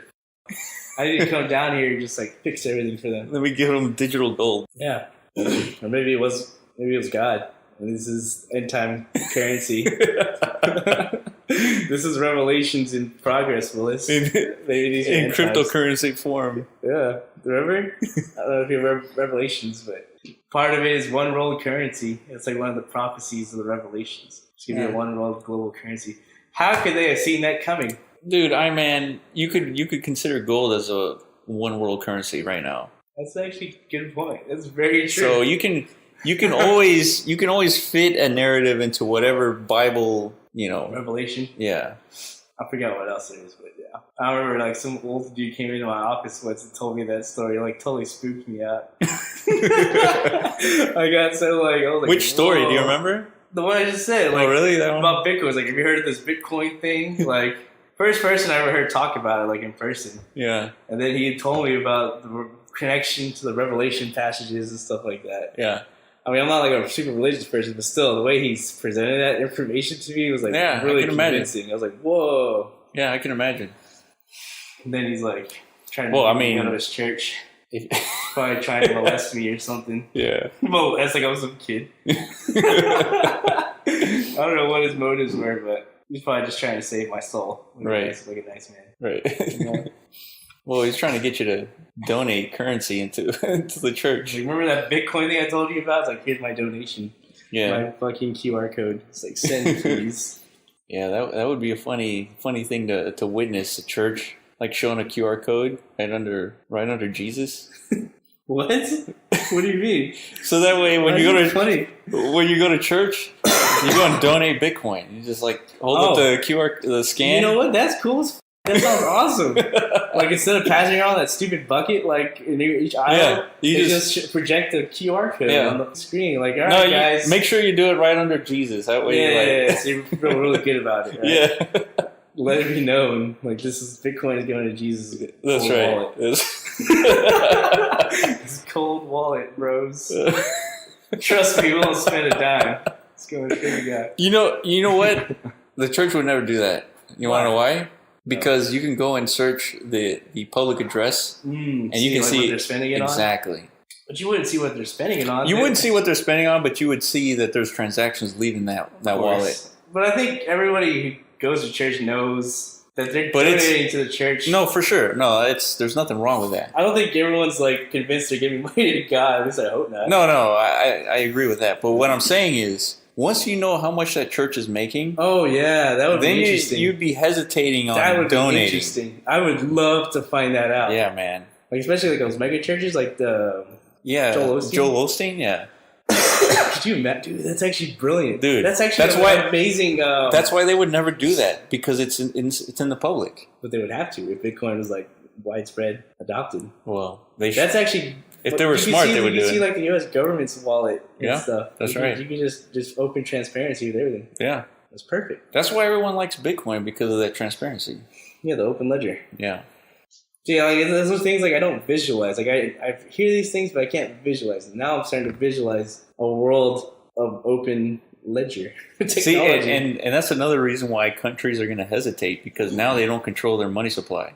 Mm-hmm. Now it's completely pegged to Bitcoin, and I guess they could come up with a cryptocurrency for each country, and then they peg it to Bitcoin, and then they can do whatever they want. Yeah, and then they'll force the merchants to accept the United States crypto dollar in merchants, and therefore we all have to. And that's how we do transactions now. But then again, you and I can own Bitcoin, which is the world reserve currency. Yeah, didn't we talk about that last time? Yeah, yeah. Everything's pegged to Bitcoin, just like gold was back in the day, or everything's pegged to gold. Yep. Yeah. And we were both right. So 1930s and 1970s. So in the 1930s, they stopped. They stopped merchants from accepting dollars that were backed by gold, and then in the 1970s, they stopped countries from accepting it. Countries from accepting it? Yeah. So that's in the 1970s. That was the last time the dollar was pegged to a gold. Like the piece of paper probably said something about gold on it. Yep. And then after that, they had to print out new paper that said, "Yeah, in God we trust." Federal Reserve or something. Yeah. The Federal Reserve probably did that, right? That's around the 30s when the Federal Reserve came into play, right? Yeah. They're the ones that controlled all of this. Yeah, Nixon. Yeah. The Federal Reserve is literally the tether of the world. Yeah, it is. Bitfinex. They can. They literally print money out of thin air. Yeah, and they don't even get audited, just like Tether does it. No, they don't. That's why Ron Paul's like audit the Fed, and like somehow it never happens. Oh yeah, Ron Paul. Is he still around? I hope so. He's an old man. Well, I think he's got a son, Rand Paul. Well, I don't think he's as libertarian as his dad, but we got a pseudo Ron Paul with Andrew Yang, right? I don't know. No. Ron Paul would never endorse universal basic income. I don't think. Oh really? Yeah. He's more free market, totally free market economics. Yeah. Little government is possible. He doesn't believe government's the solution to our problems. He thinks government's the problem to our problems. Yeah. We need to limit the government as much as we can. Right. That's why politics is so polarized. It's pretty much split half and half. Half people think we can run our own shit, and your life is dependent on your own merit, like whether or not you're willing to work to get yourself out of the situation. Blah blah blah. And capitalism that starts at $0, basically. Yeah, and then just good luck. Yeah. Strap on those boots and get to work. That's the right side. Left side. Yep. Government's there to ensure we have good quality of life. This is the polar opposite, right? Mm-hmm. Government's there to, we need the government. We're helpless on our own. Yeah, I mean, who's going to build the street? Who's going to have some semblance of organized community? Well, I mean, honestly, we probably could. The government doesn't do that. It'd probably be like private companies that could do it. Yeah, but who would fix the streets, though? Like right out here? A company, like a servicing company. I don't know. Then we would have to pay for that? I mean, I have no crazy. idea. Exactly. Crazy. Who would pay for that? Yeah. We would have to organize more community type shit. Like we would need that's hard, man. We need a community organization. Yeah, it's hard. And we'd have to all chip in. We're gonna fix our streets, gates, and all this crap. Well, I don't think people would spend money on that. That's why taxes are important. Well, the government's not great at it either, dude. Potholes everywhere. Yeah. But I see those get fixed though. And we're not fixing bridges. Bridges collapsing and stuff. Well, the thing is that most things are built to the lowest bidder, and so things are not necessarily the most meant to last. Yeah, it's true. Yeah, think about the plane industry. All the planes are built against the lowest bidder. The plane? Yeah. Airplanes? Airplanes. What do you mean by that? Meaning that as a company, if you're designing to build an airplane, you want to build an airplane as cheap as possible, right? As inexpensive as possible. Yeah. They're probably not made with the best material out there, and so that's how our entire infrastructure is built. The lowest bidder instead of the best the most long-lasting materials. Mm-hmm. I mean, we have the exact opposite because the economy, all that is encouraged. Like all that stuff, the lowest bidder, that's encouraged by our system right now. So then, how would you get the opposite? Ensure that everything's like top quality. I don't know. I mean, if everything's built with resources, maybe you manage the resources better. Like instead of having phones, billions of phones being thrown out, maybe you design these phones to be like replaceable and like all the parts would be replaced. Mm-hmm. A whole other subject. Yeah, I don't need to get into politics or nothing like that. I'm not sure how it veered into that. Yeah. Dark hole. Yeah, bottomless hole. Yeah, man. Politics is a never-ending shit show, pretty much. Yeah. It's ridiculous. And I think that's why kind of Bitcoin's popular, simply because it's independent of everything. It just exists. It doesn't depend on any one country. But still, yeah. Politics has this correlation to cryptocurrency. The reason why people are so divided is their tribalistic nature. Mm-hmm. Mm-hmm. There's the same thing is going on in crypto. People will attack. Yep. They'll make up lies. They'll create FUD, whatever. Or they'll make lies to create FOMO. Like, everything's just manipulated. Yeah. Pretty much. Yeah. Tribalistic. Everyone picks their side. And I fell victim to that, dude, with EOS. I did. To my detriment. Like, I believed in it too much. But why, though? Why are you hesitating now on EOS? I'm not hesitating. I still think it's a great project, but, I thought it was... I got that tribalism in me. Like Ethereum is a shit show, shit thing. They should just end it, wipe it. There's no reason to continue Ethereum type thing. Mm-hmm. And then Cardano, those guys, because it's essentially the same exact. It's an EOS copy. Yeah. The only thing that's different is it's peer reviewed or something. Mm-hmm. Who the cares about that? Honestly, are we in college? Peer reviewed? Come on. Well, I mean, that's how scientific discoveries are corroborated. I know. And that's their whole shtick. Yeah. It's more academic, more scholarly. Mm-hmm. They do a lot more research into this. But at the end of the day, they haven't come up with anything different than whatever created. It's the same thing as DPoS. Yeah. They just don't label it as that. Yeah. Whatever. But what's the hesitation behind EOS though? These days, what's your reservation? Well, for one, is it just that there's not a lot of decentralized apps for it, or what is it? No, I mean, I know it's gonna take a while. It's been out for not even a year yet. Yeah, but you're not in that tribe anymore, though, right? No, meaning. But what made you get out of that tribe? Pretty much losing a crap load of money. It was pretty much it. Yeah. The reason why is because I held through it. I held all my EOS I don't want to divulge when I bought and sold. No. But just I held onto a large portion. But the thing is, all the cryptocurrency prices went down across the board. I know. So, it's true. Whatever you're feeling for EOS, that's more of a reflection of the entire market rather than EOS's performance. It's not so much my tribalism's still there, I guess. But I'm more of from an investor standpoint, I really regret not thinking a smart investor would. I got emotionally attached to these cryptos instead of thinking about my profit at the end of the day. Yeah. Because I thought I wanted to be a contributor to this EOS ecosystem. I bought into the hype, dude. Whenever that shit got launched, I felt like I was a part of it. Dude, it felt like witnessing the birth of a nation. Yeah. That sounds. I swear to God, it felt like that. There's a constitution that's being displayed. Yeah. Everyone's debating, is this constitution good enough? Imagine, I assume the forefathers were sitting there, doing the same exact shit, when they're forming this country. Yeah. Looking over this constitution, dude, this garbage. Go make another one. Yeah. Same shit. And then we're voting in delegates. Same shit. Forming government, basically. That's what EOS did at the launch. And I was there witnessing all this. It was a shit show. Yeah. But that's a testament to humanity. Yeah. Humanity's always a shit show when you're forming anything. Yeah. Especially a decentralized government. No one's in charge. Yeah. How does that come to be? You know? Yeah. But it was awesome to witness. So I bought into it. But as an investor, I should have separated myself from that and realized hold on, dude. I should not be holding on to these EOS tokens. Just get my money and just watch from the sideline. Yeah.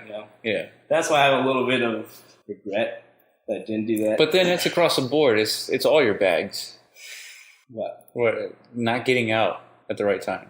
It's not just EOS. It's also Bitcoin. It's also Ethereum. All the bags that you had at the time. No, I was all in EOS. Oh, really? I believed in it. That's another thing. I went against my investor principles of like not going all in. Yeah. I had that much. It worked out good for me because it worked out good. But during the bull market, but yeah, and I did cash out some of it. My thinking, but I got attached. You know. Yeah. I wasn't thinking clearly at all. But I'm not the only one. Like everybody got murked. Almost everybody. Right. You know. No, that's interesting. But talking about the psychology of like when the prices go up and the prices go down. Yeah. Like you get emotionally attached to some of this stuff. Well, for sure. It's weird. For sure. Super attached. Dude, I was like, I went to New York to one of these meetings and shit. Like, it felt like a cult meeting. Yeah. But it's not a cult, but it felt like well, not only that, the meeting was a bunch of developers, right? Yeah. It was basically like 50 dudes in a room presenting like their ideas, their white papers, like what they're gonna build on EOS. I think it was before the launch of the actual blockchain. So they were talking about exactly this, how they're gonna set up the voting infrastructure. It was hosted by EOS New York. That's why I went to New York, and then they were talking about the voting infrastructure. Because there's 50 dudes, token holders. The 50 guys in that room were EOS token holders. So, of course, EOS New York was going to give us their pitch. Why we should be a delegate. And they did. They pitched to us why they need to be. They showed us, like, their hardware and all the shit. And, yeah, there wasn't nothing culty about it.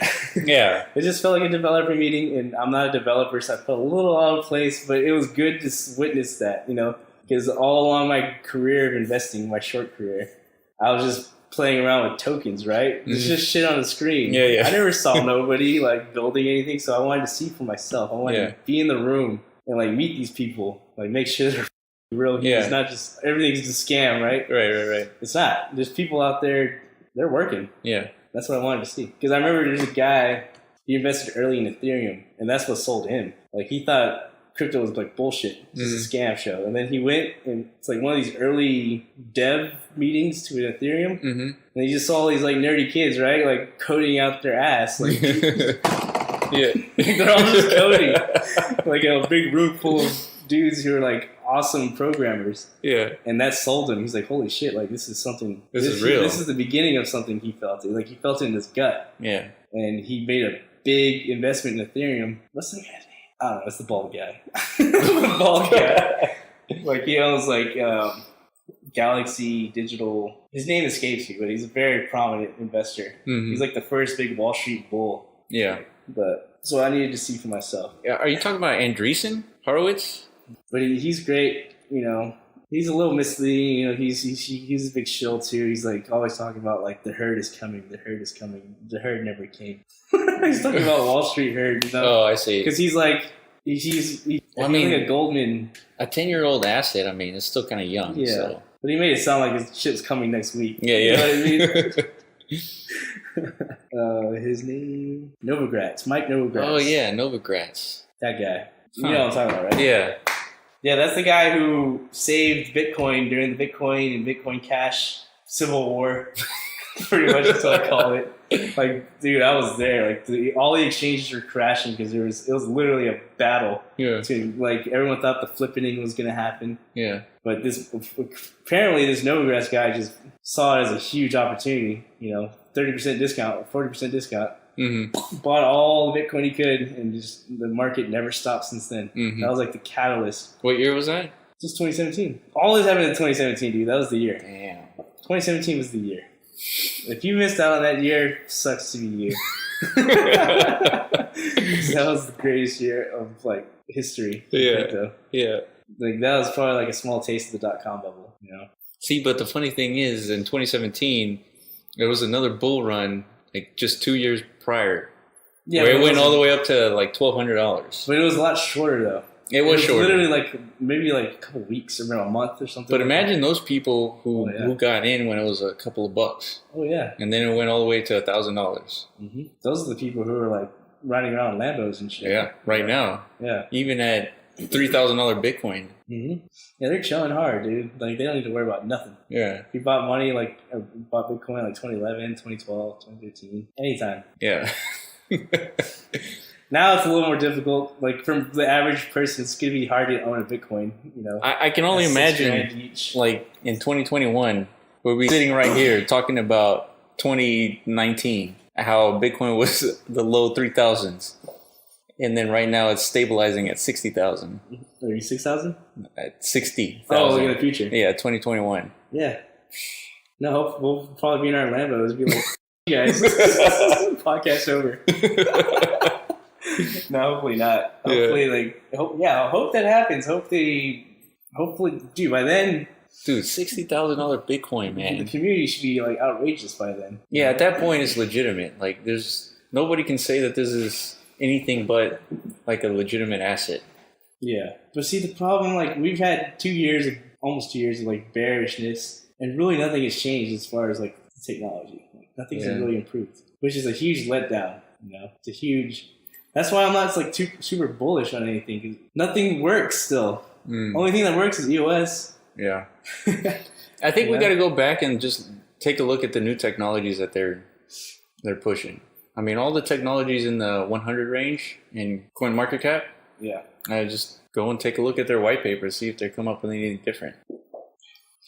Because Ethereum started at the bottom of the ranks, and then EOS started too, and it started at the bottom. See, but every time I think about like what's going to drive up the price in the future, me personally, I always think of security tokens. Like, you know, I'm always going to. Oh, for sure. I'm always going to talk about security tokens on this podcast because that's like all I think about. No, man. Because that's the only thing I can label as like truly like revolutionary tech. Just like if you were around in 2015, 2016, you saw Ethereum coming. Yeah. You would just be talking about Ethereum and like smart contracts and stuff. Yeah. That's how I feel about security tokens. But it's not there yet. People haven't recognized it. But I'm wondering what kind of influence it'll have on the market as a whole. Like, because what's it going to look like? Like a CoinMarketCap, what's it going to look like? Yeah.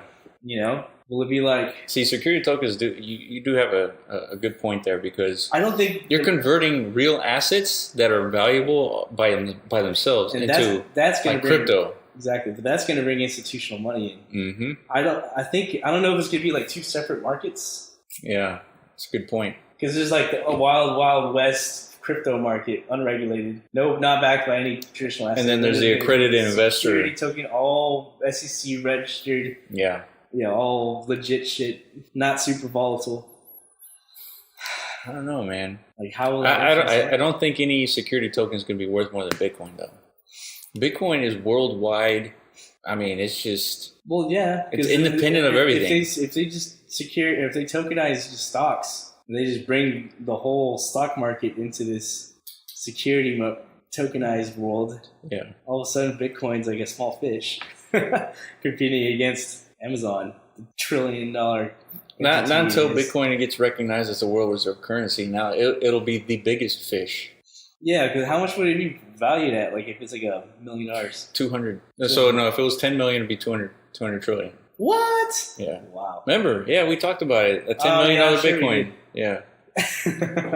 I'm sure we did.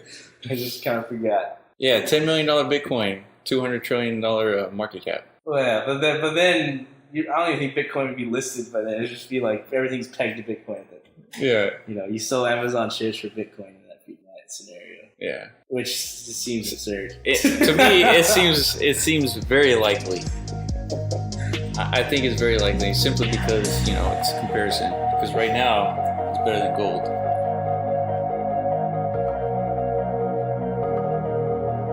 Thank you for listening to the Block Runner Podcast. Make sure you share the podcast with your friends and follow us on Twitter at The Block Runner.